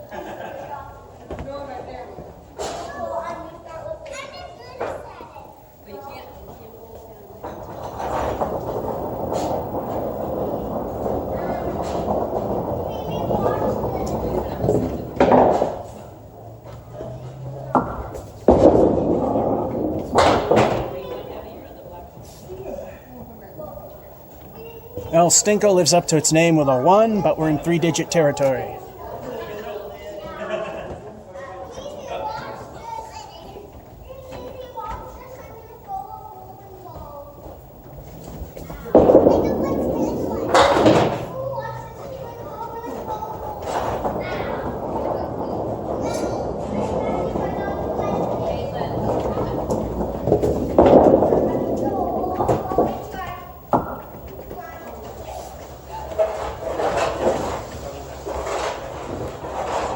Curse of the fill. Copy 1 fill and then a 3 for the frame. Keep in mind where we are. Why there's so many 3-digit scores. Boo! Boo! The fill. And the 7's a little weak, but in a game like that, not too bad. 103. Alrighty. We'll be back in a moment. And we're back. Game number 11. Let's go.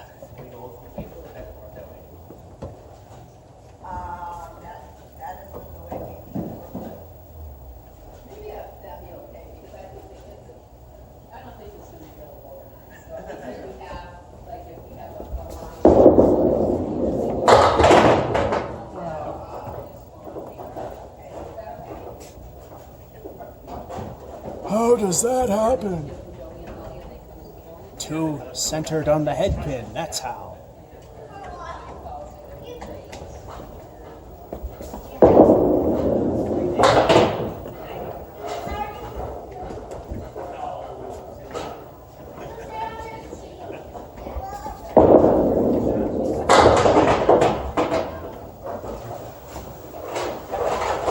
Eight from a spread eagle, not bad.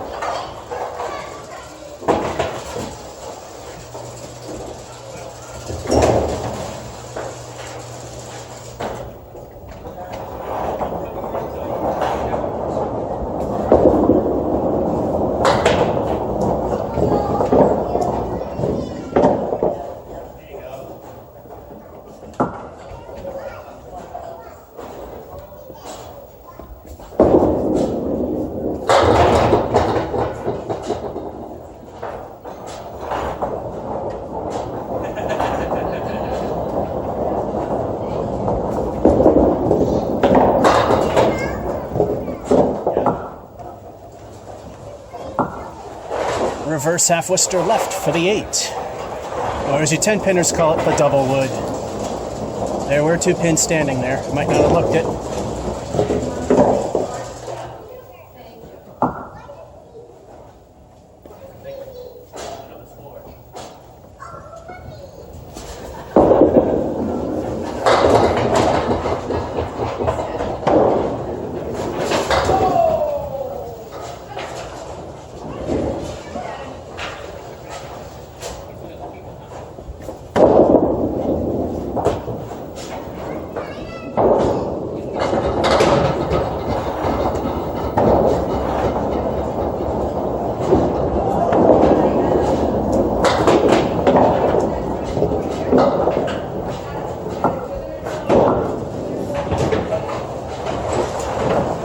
If it was 6 or 7. It's 7.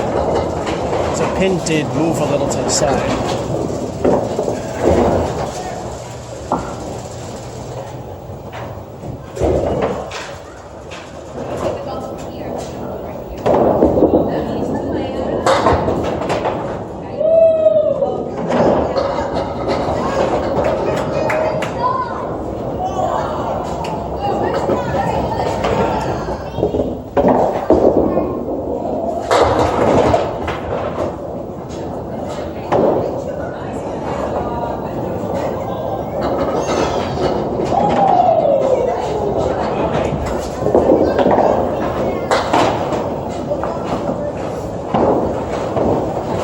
No cigar! Bowling God's middle finger for 9.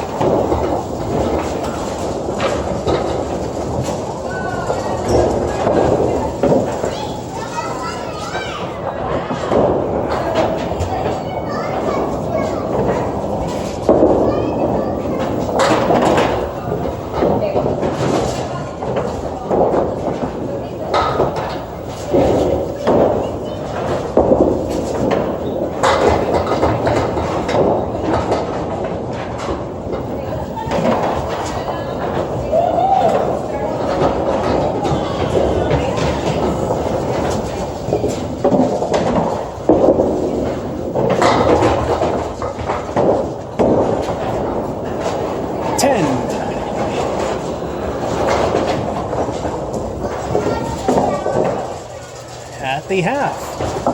We have, as the animation disappears, pair of 8s and 1 and 2, then a 7, a 9 and 4, 10 and 5, 42. My hands are not getting dirty, so they must have recently cleaned their equipment. So this time they'd start to be black.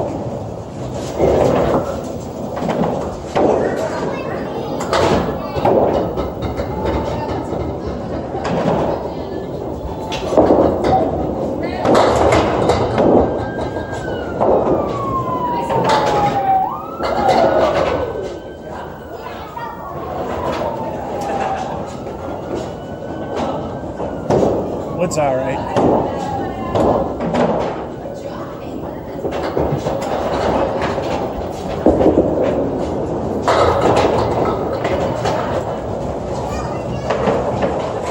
Non-factor, even if it wasn't. That's a spare. Time for El Stinko, the bonus ball. What will the bonus be?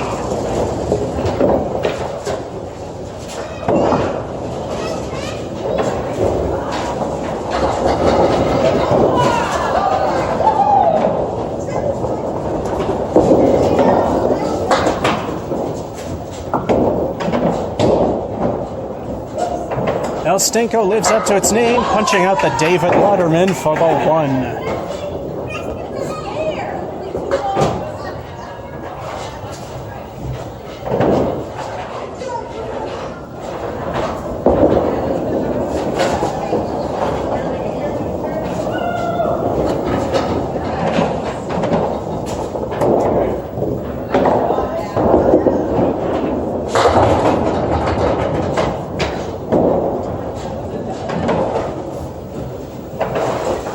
Well, at least it's 7. Still set up for bottom to middle of average.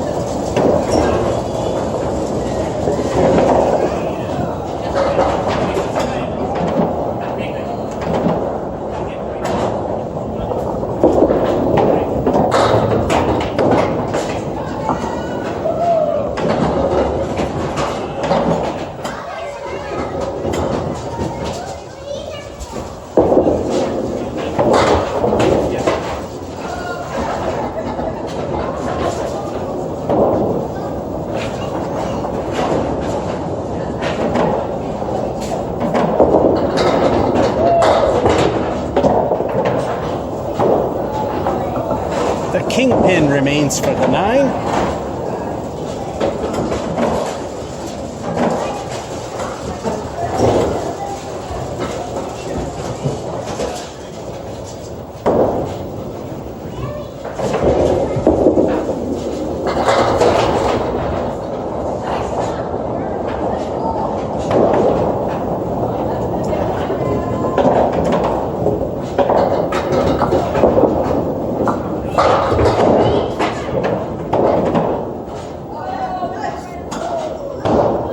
That just barely stayed on. It hit the pin just when it hit the pin, it went into the gutter.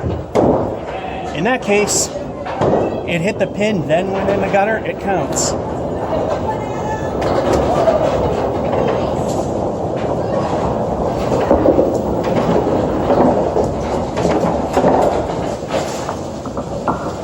Eight.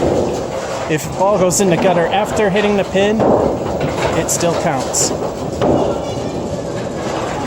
So no big loss there.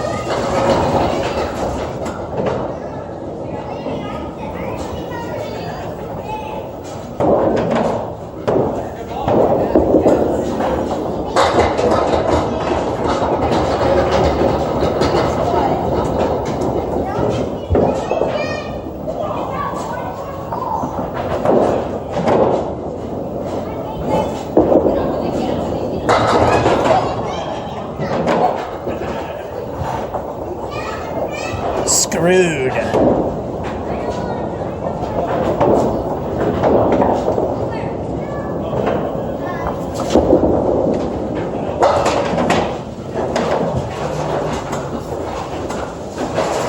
Still a 9. Just checking the battery level. Oh wow, really? Only 38% in game 11 is over.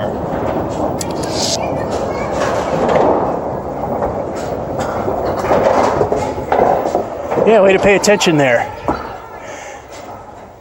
So the sevens are the worst things, and a lousy one fill on the spare, 86.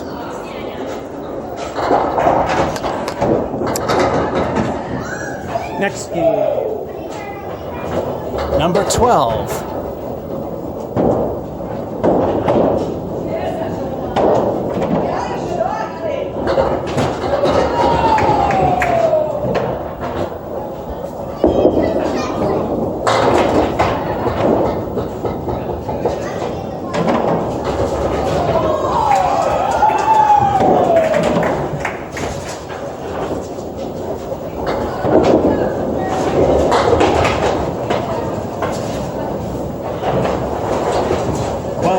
For the spare. It's time for El Stinko. What will the bonus be?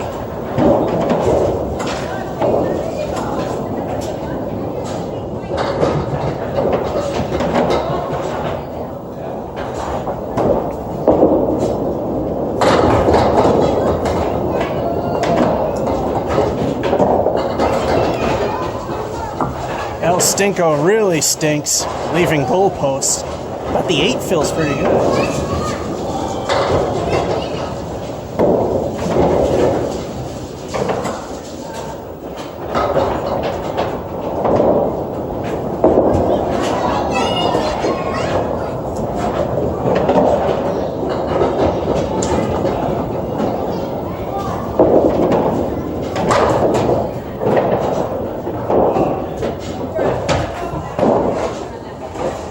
Ball 3 went exactly where I wanted ball 2 to go. Well, it shows even sometimes you call it wrong anyway. Wouldn't have mattered. That's an 8.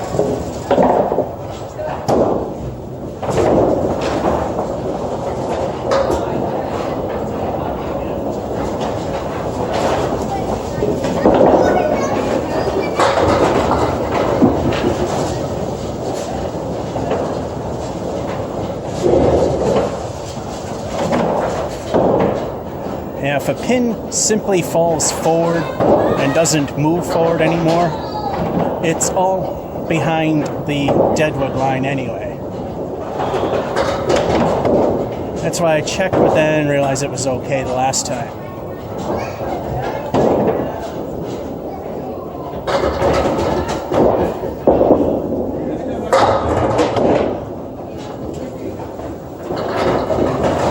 I think that was just behind the lob line.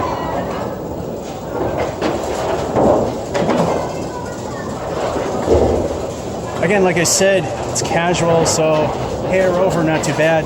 When I do the tournament tryouts, I gotta make sure it doesn't go over. El Stinko the bonus ball yet again. Non-successive, so let's go for 2 in a row.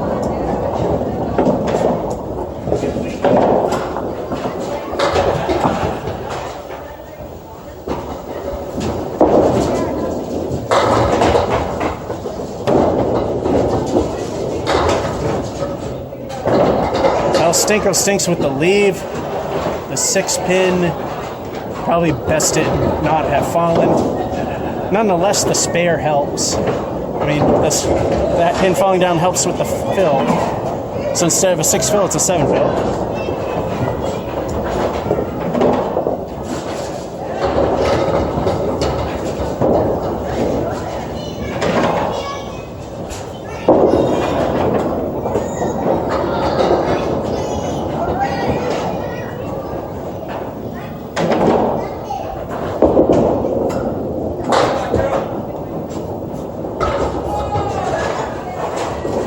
The slippery ball's getting slippery again. That one fell out of my hand, but I got something out of it. That's an 8.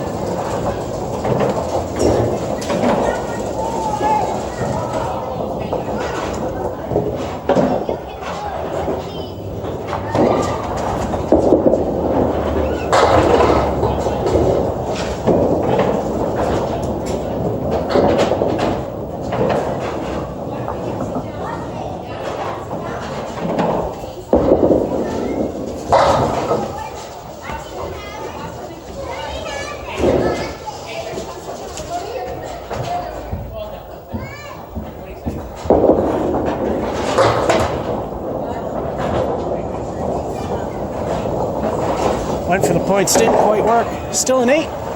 Very strong half. Spare in 1. 8 and 2, which is the filth for 1. A spare in 3. 8 and 4. 7 of those the fill for the 3. And 8 and 5. 59.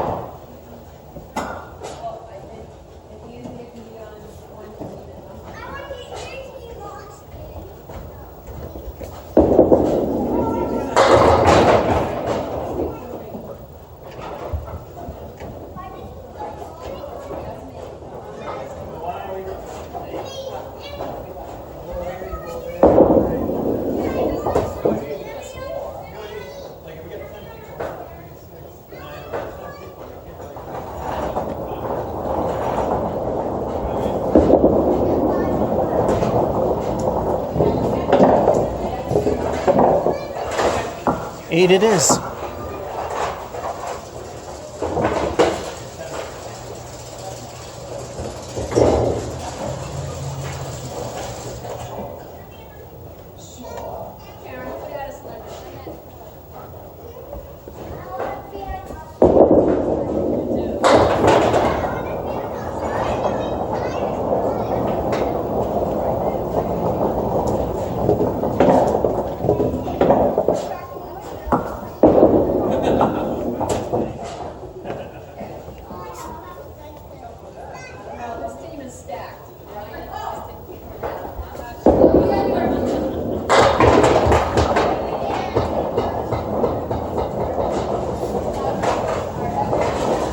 Niner.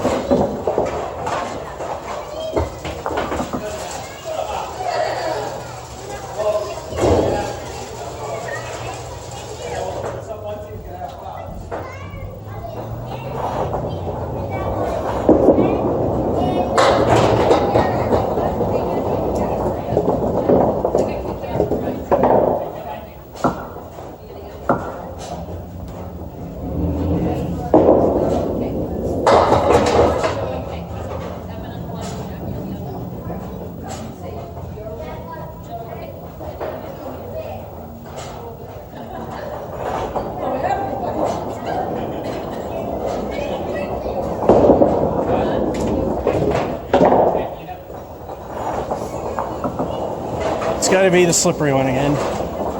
Good news is 2 to go. We're in the bottom end of the average territory, so I should at least get slightly above.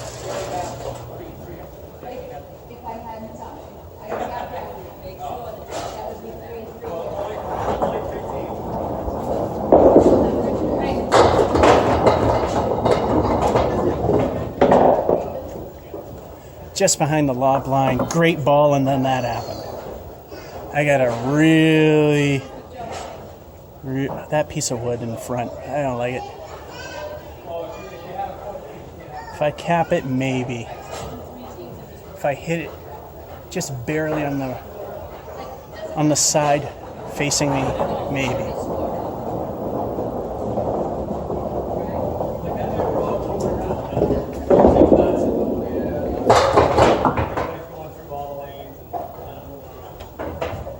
Oh, I aimed exactly where I wanted it to, just didn't work.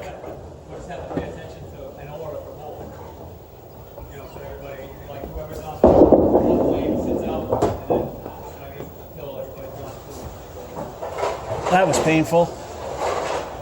All right, 6 away from 3 digits.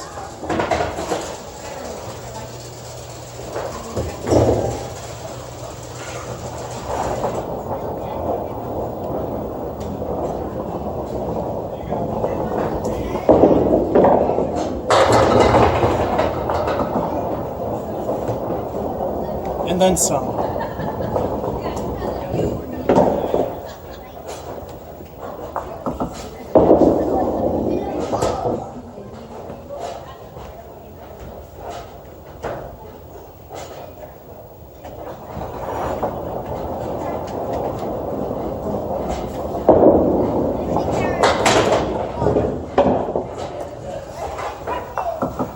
We're in with the bowling god's middle finger remaining for 1.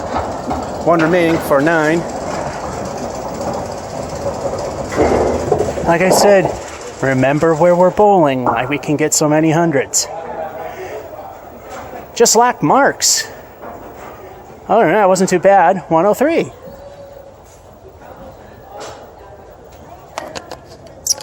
Alrighty.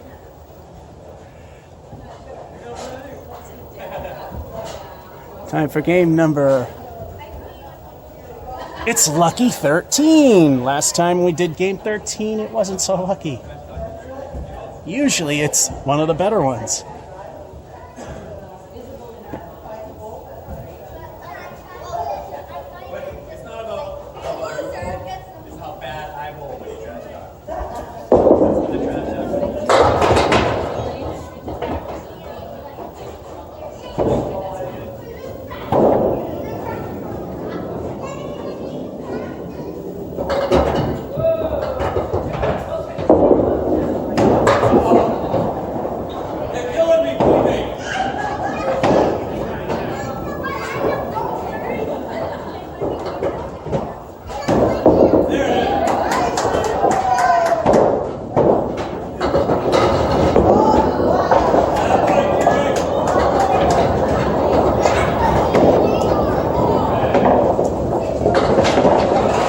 Just barely missed the pin there. Start with an 8.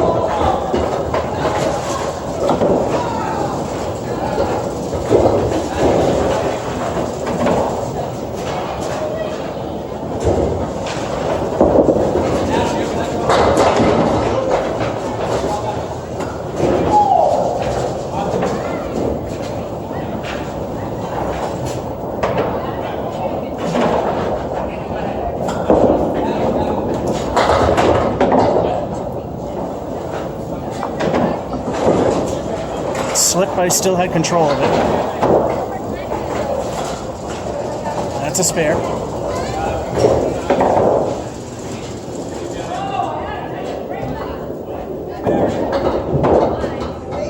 El Stinko, the bonus ball held upside down. What will it be?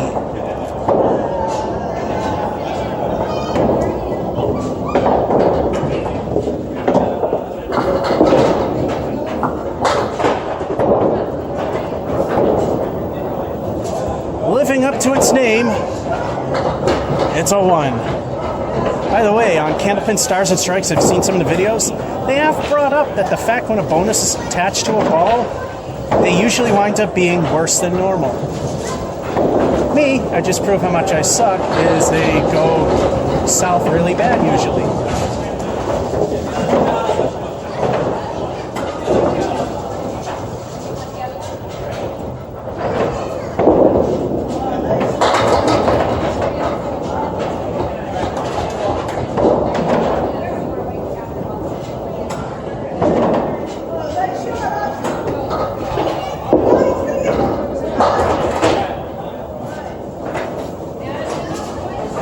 Another close call, but it stayed on for 9.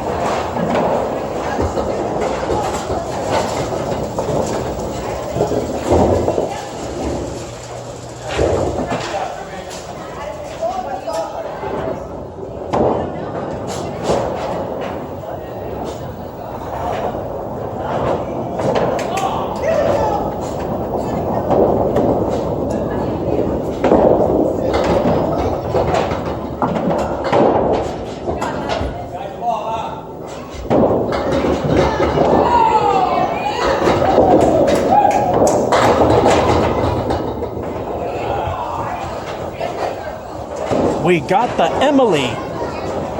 That's when you miss everything on ball 1, get it all in 2. Some woman named Emily, obviously, famous for doing that quite often. El Stinko, the bonus ball. Will we get something other than 1?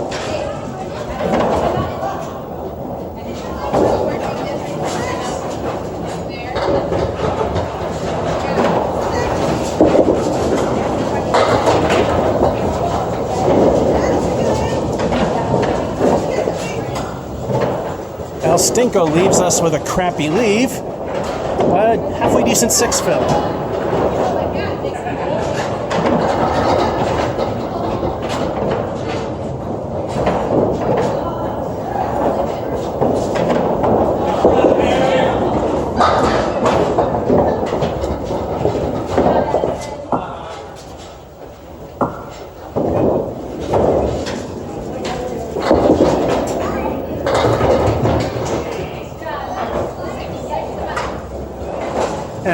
Pretty nice 9. Halfway. 8 for 1, spare and 2, 9 and 3. 1 from the 9 for the fill. Spare again at 4. 9 and 5. 6 of those fill the spare and 4. 53.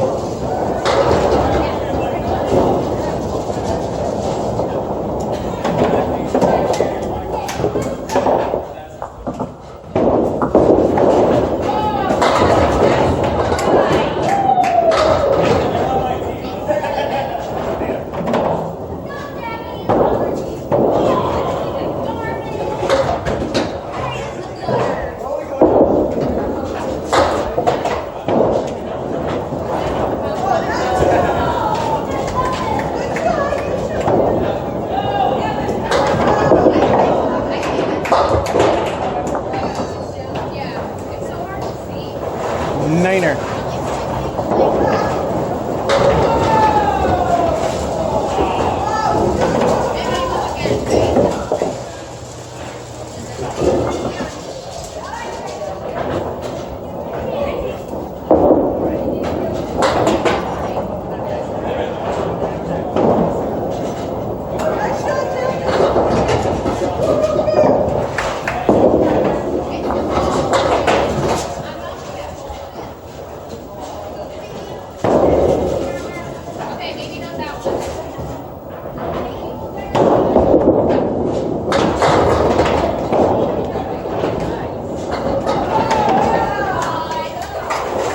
Nice out for the 9.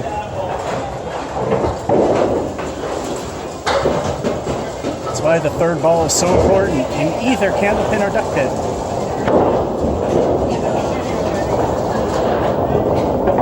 Oh, for the Canadians up north, I believe it's also important in your 5-pin game there.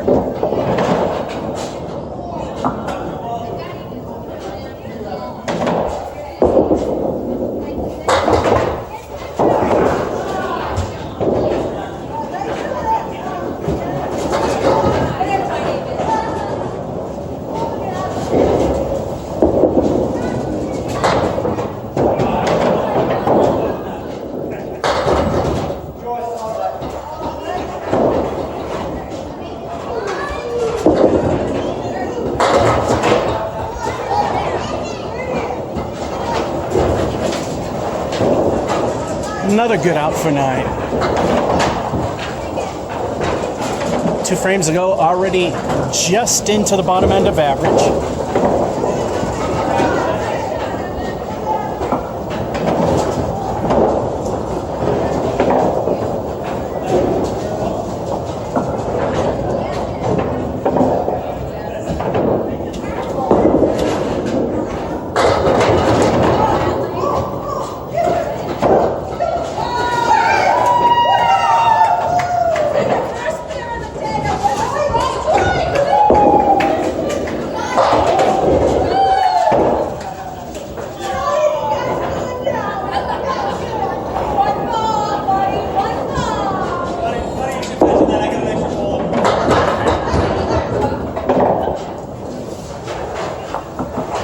Niner.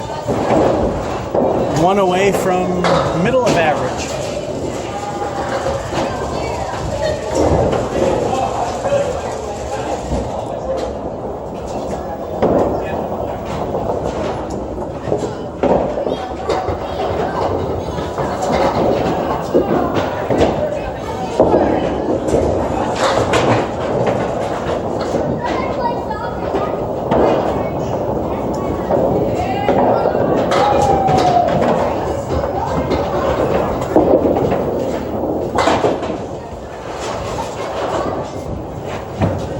Yeah, that approach was just simply horrible.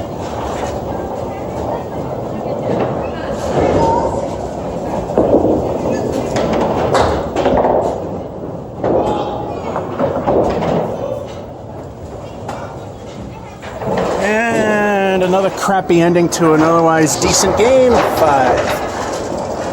I think it's clear back there.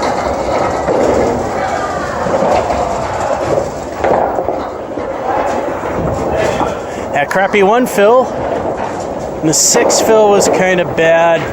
because of the pinfall more than the fill itself. Still, decent 94.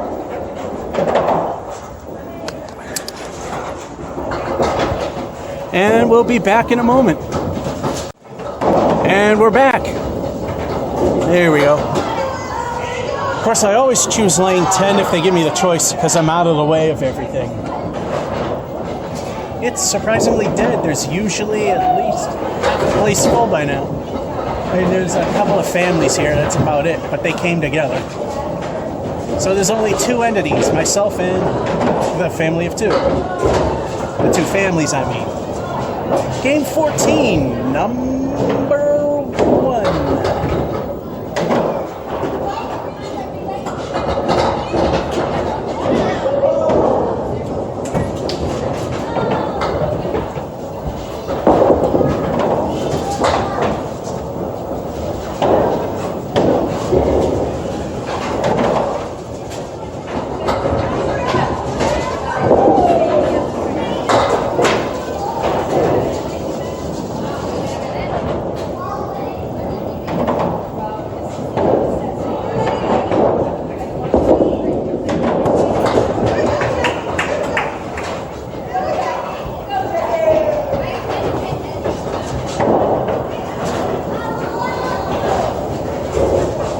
This lane's losing its stickiness. I mean, its sliding ability. It's starting to stick a little bit. At 5.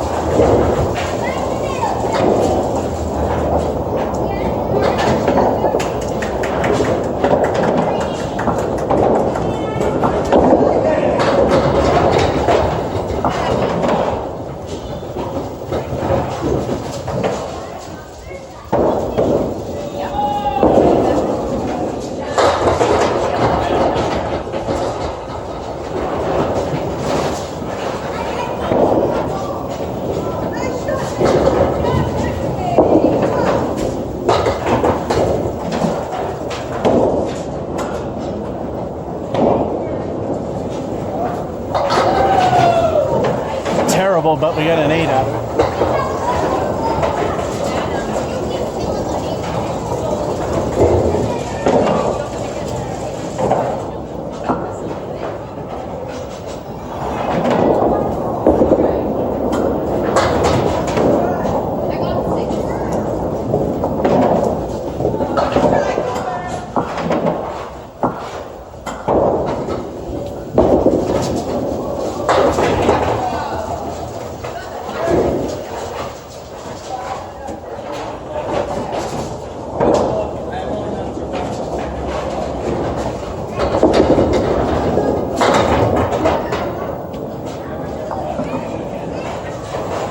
And a 10. And I don't think there's any slide on this lane, but it's not sticky. Oh God. On the range from an ice rink to Apex Lanes, it's like 3/4 of the way towards an ice rink, even though it's not slippery.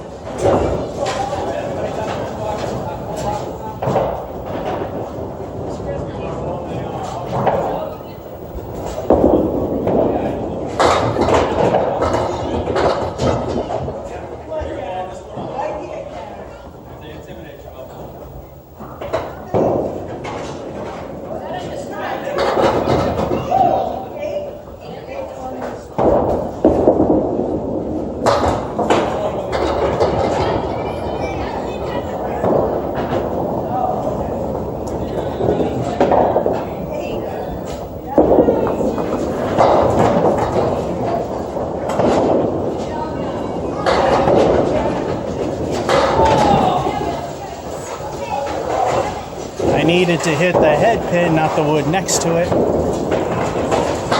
7. Not a good game so far.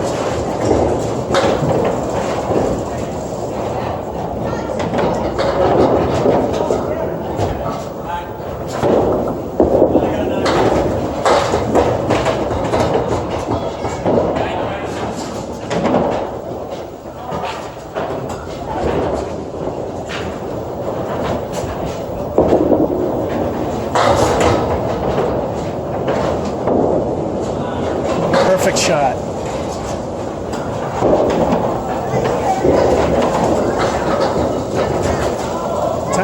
Stinko the bonus ball. What will the bonus be? But before we get to that, it's the halfway point. Crappy 5 start for the first frame. 8-2, 10-3, 7-4, spare in 5. So far, we are at a 40.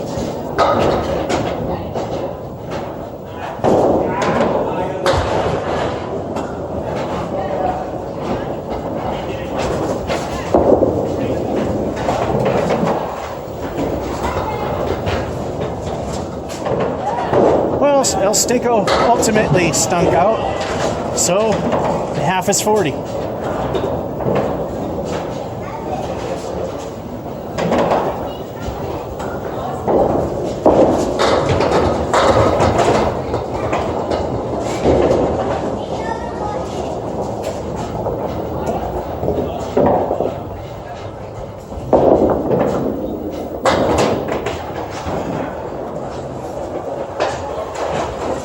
All right, we got an 8 out of that.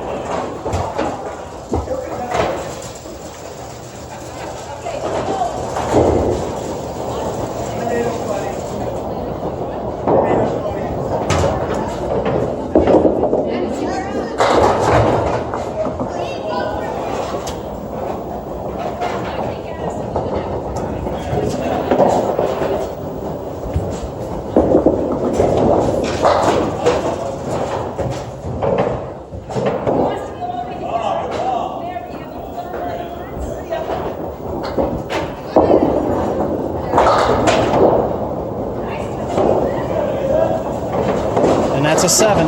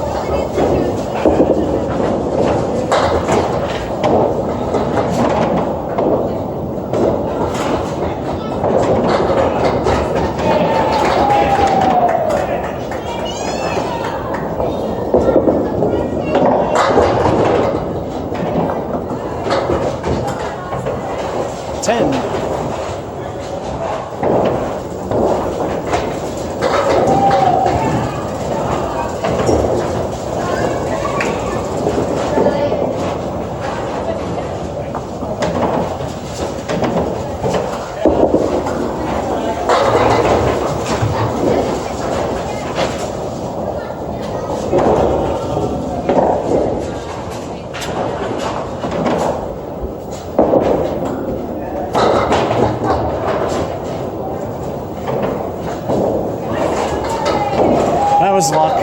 I didn't think that was going to go. It's way too far to the right. Still got the spare. El Stinko time. Time to get it into low average.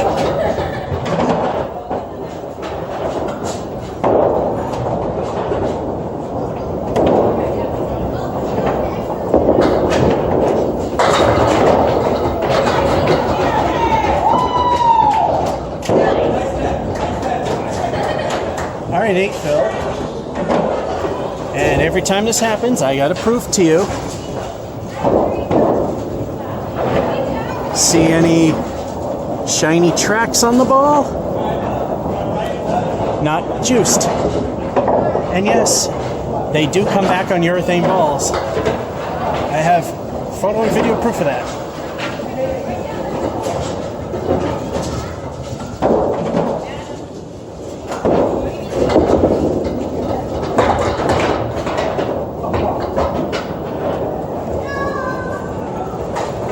Another dumb luck spare.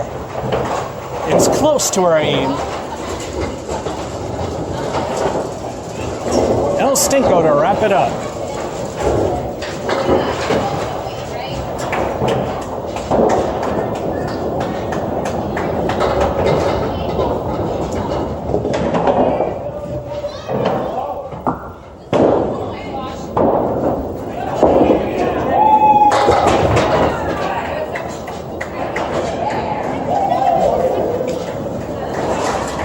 El Stinko was weak with a 4. And so close, but not quite.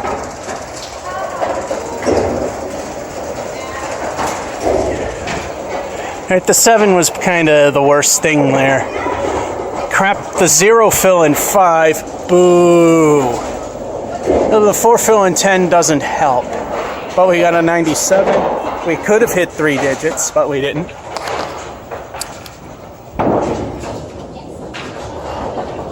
Number 15. How's the battery doing?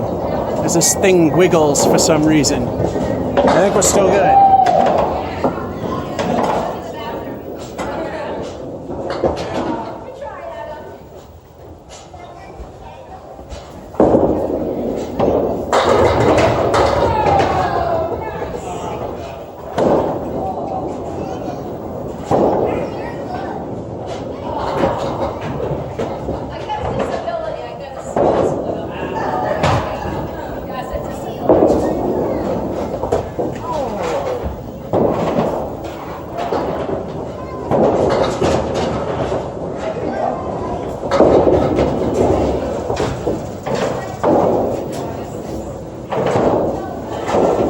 Start store 9.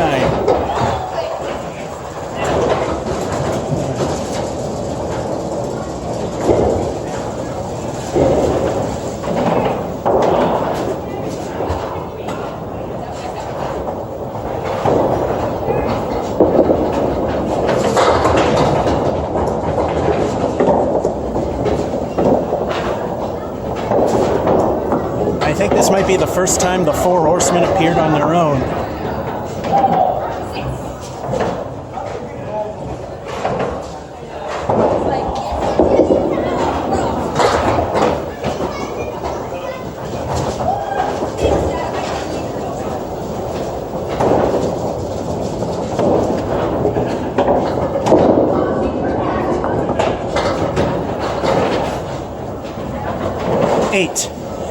Battery's at 20%, which I'm kind of surprised. Which proves to you, whenever it says that it's done charging, right at that point, it's not really done. If I leave the phone plugged in for another 20, 30 minutes, 100% will last about 20 minutes. If I pull it out pretty much right then and there, it lasts only 5. It counts from there. Frame 3.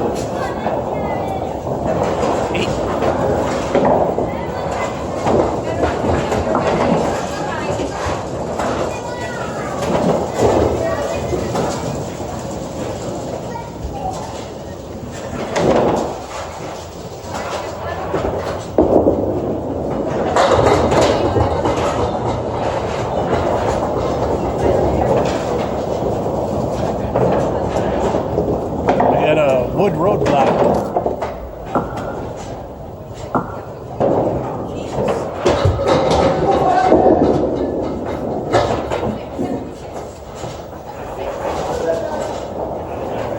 There's nothing I could do about that.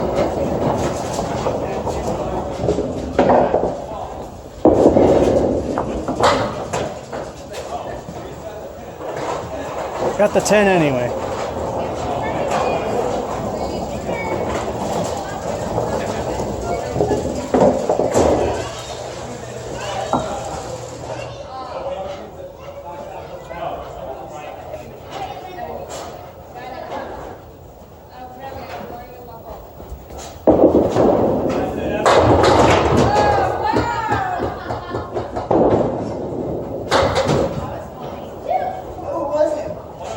One at a time.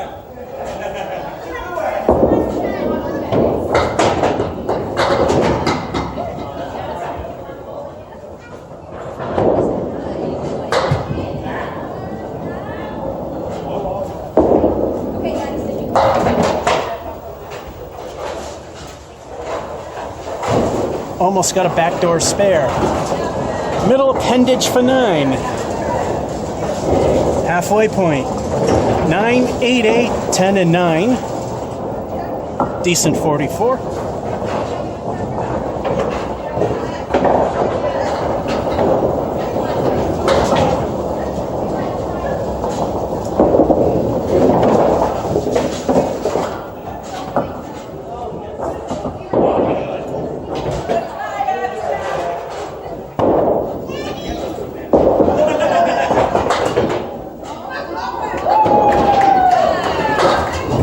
No good. On a full rack, you are allowed to reset. Well, time for the humility check. Time for another 0. It could happen.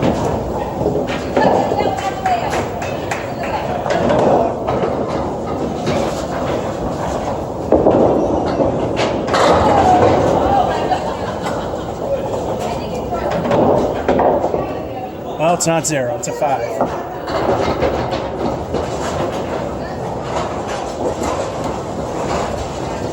The way this ball return's been, when I'm done, I'm going to have to throw some extra balls down there. Well, here's a rare moment that all 4 balls are here.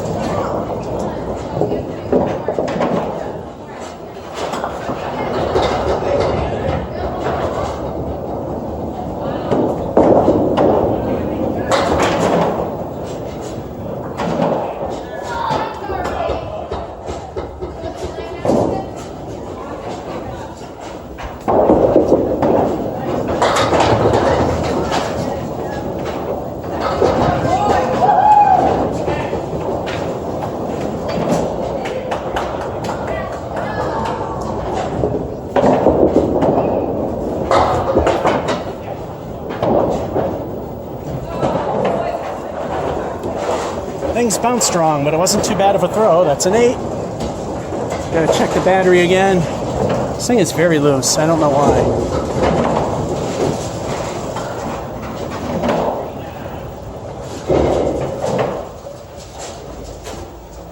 This thing has a warning at 15%, which it's at 17. So the video might stop suddenly.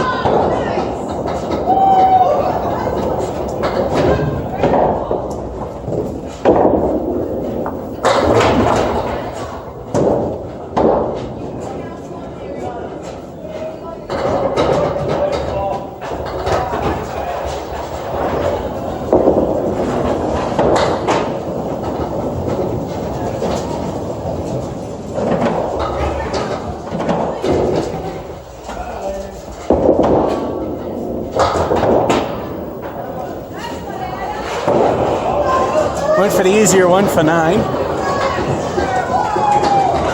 Still in line for a low average.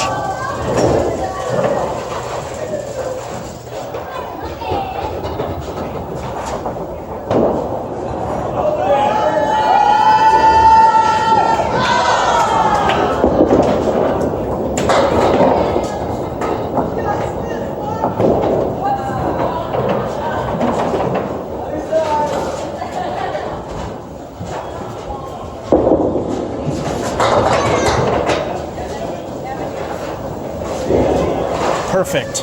And just behind the lob line.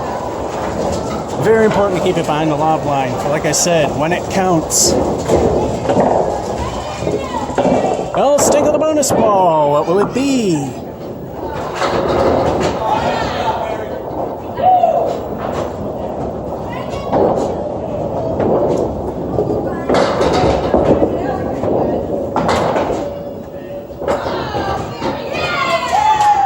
When it matters, it always fails. Well, Stinko stinks again with a 1.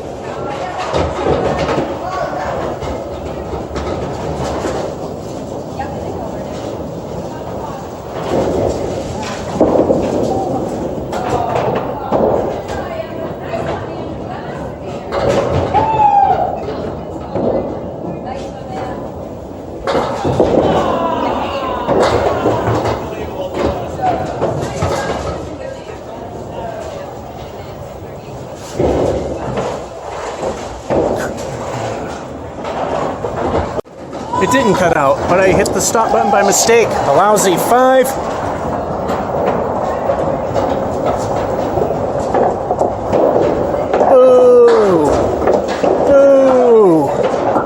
Two crappy frames. This thing drifts because of the image stabilizer. 82 at least.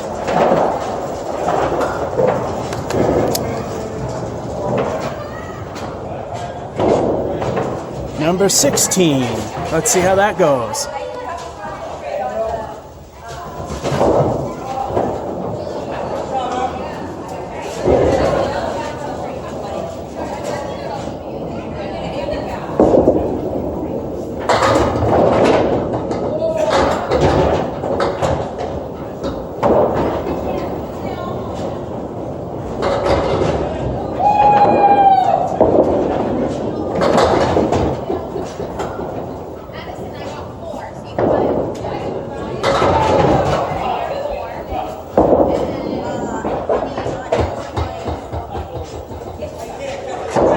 Seven.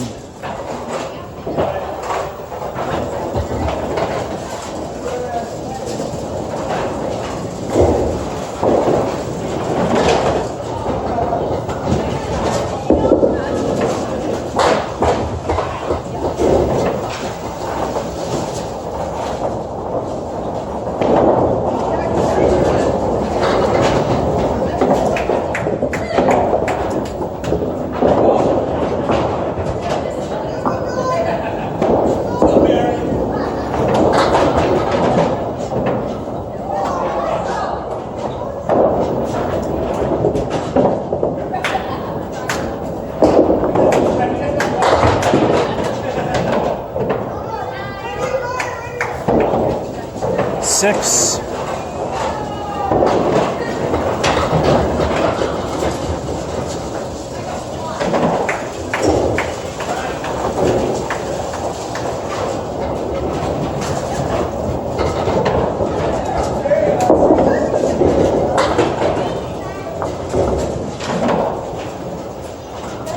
I let it live, it's barely over.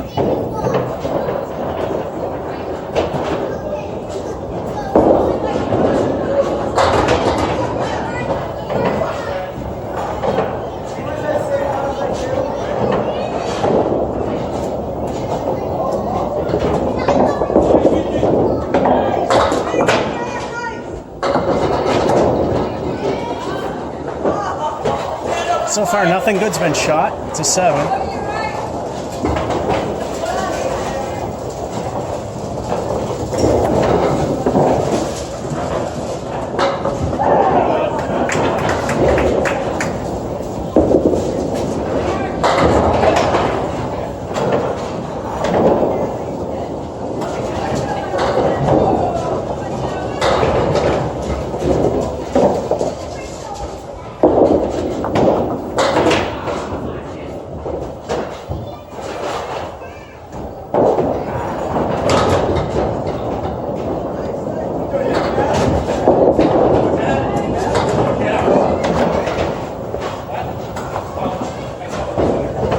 Hey, a decent frame for once. Niner.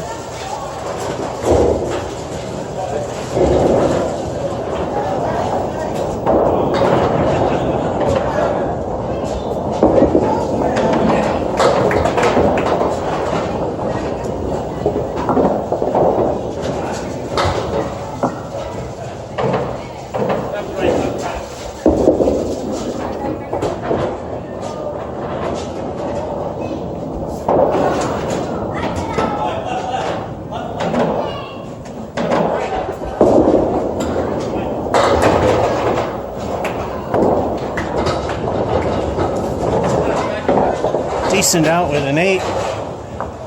Halftime 7-6-7. 9 and 8. 37. It's rebuildable.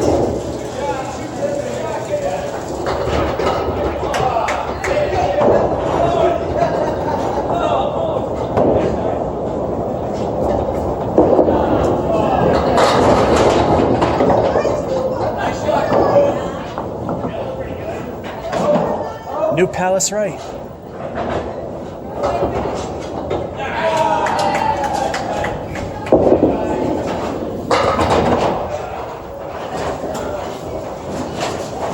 That was pretty much the only way to get the spares to use the wood. It was still a little to the left of where I wanted, but it was close. And a piece of wood stuck down there.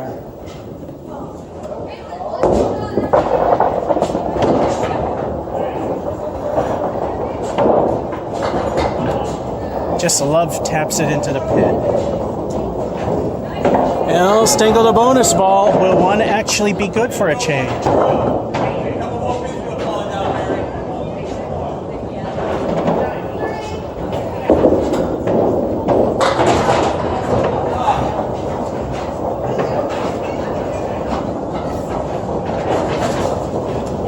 If I fill.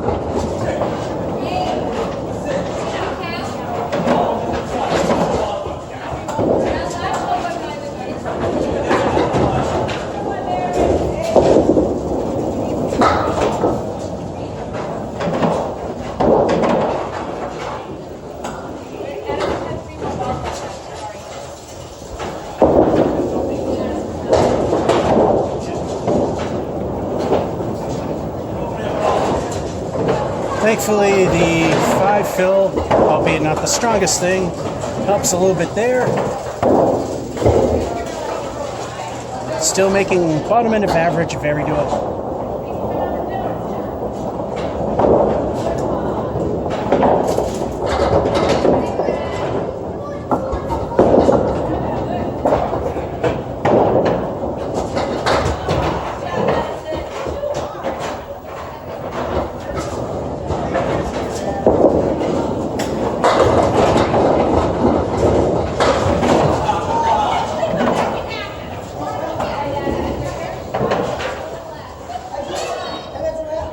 If we can hit the piece of wood between the 9 and 10, it's possible.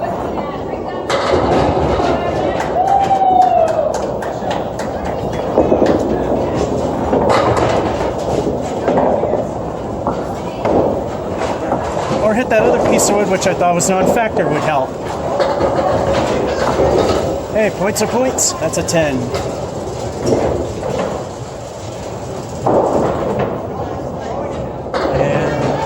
One more to hit the bottom of average.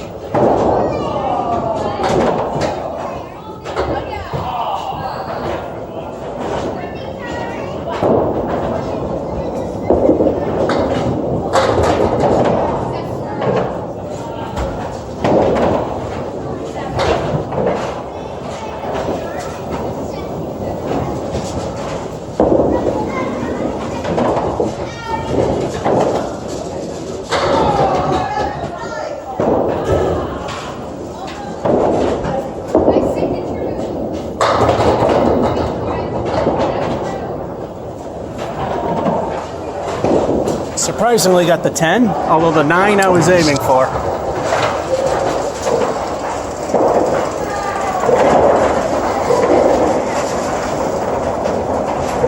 We are 89.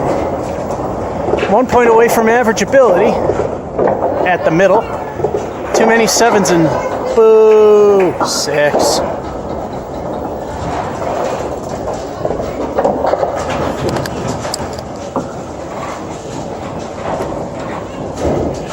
Yeah, the battery might be good for one more.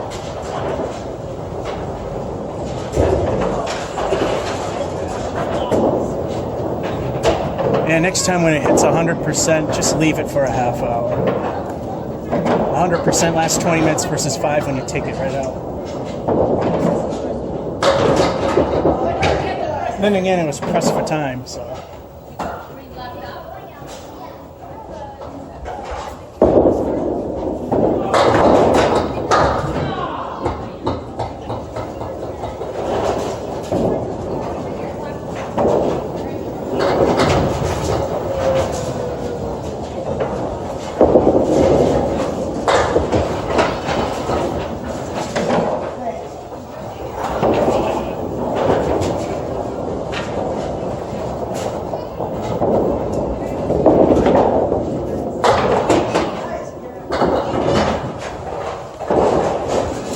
Start with 9.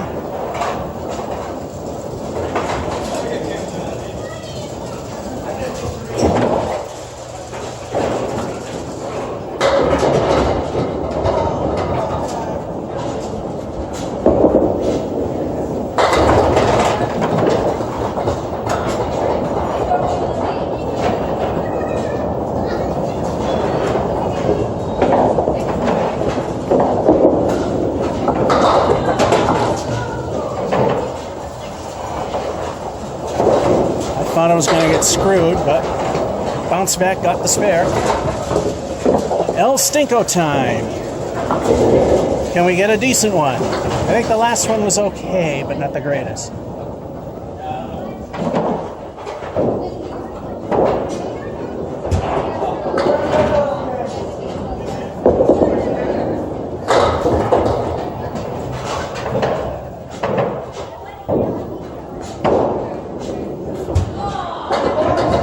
Bowling gods hate me. That was an excellent ball, and I only got a weak 4 out of it.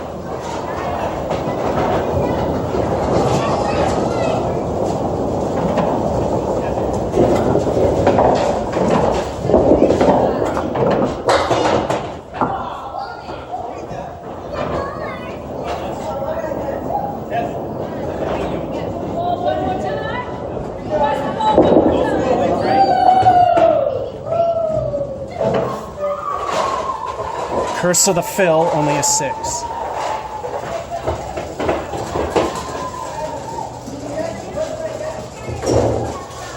Weak fill, but it still helped.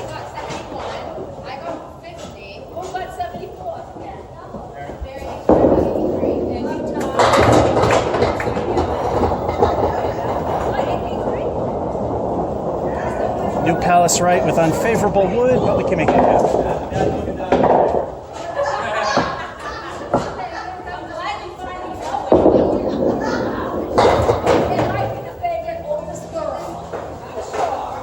And we did. Probably because we didn't get the marks we normally get. That's why the battery's probably not going to make it. Let me look at it. We're at 8s. El Stinko again. Let's see what we get.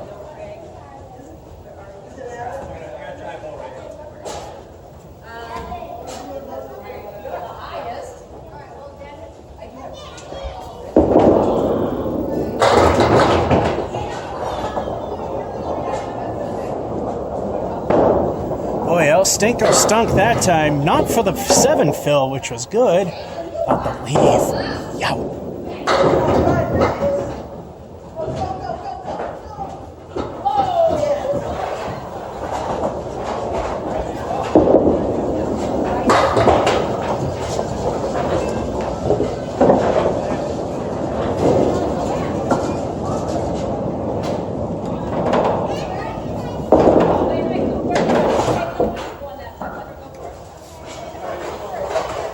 We got a 9 out of that. Halftime report, 9, spare and 2, lousy 6 at 3, 4 of those making the fill for 2, spare and 4, 9 and 5, 7 of those making the fill for 4. We're at 55.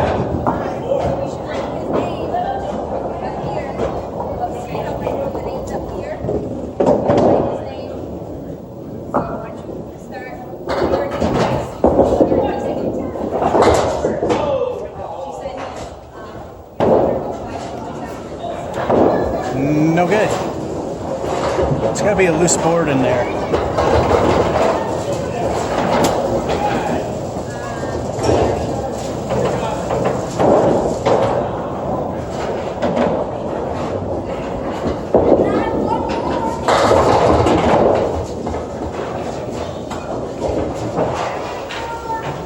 almost another Emily.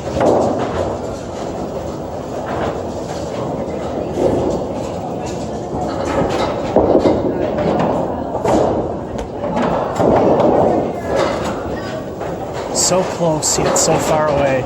Still 9. It's a nice way to end it so far.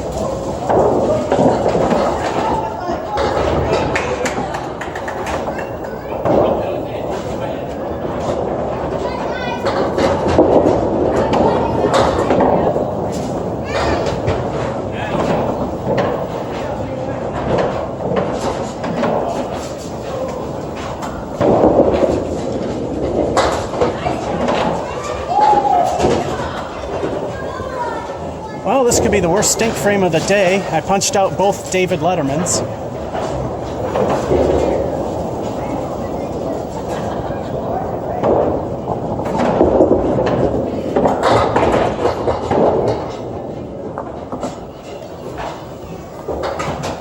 Well, considering that a 7. Not too bad considering what I was facing.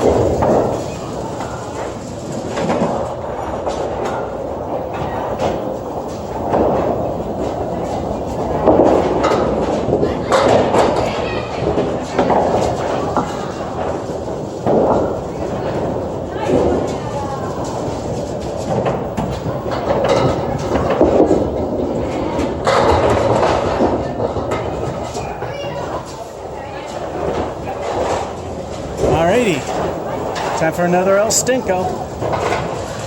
How are we now? 6.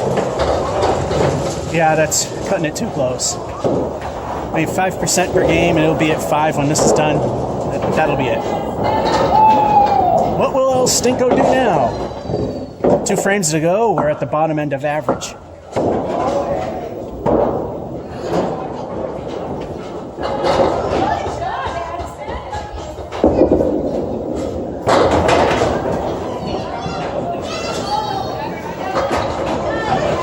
Bob decides to show his ugly head with a 5 fill as the battery died, which goes and proves that when a charger says you are at 100%, you really are not. If I left it in for another hour, the battery would have easily went past this game and probably would have hit the 18 game limit.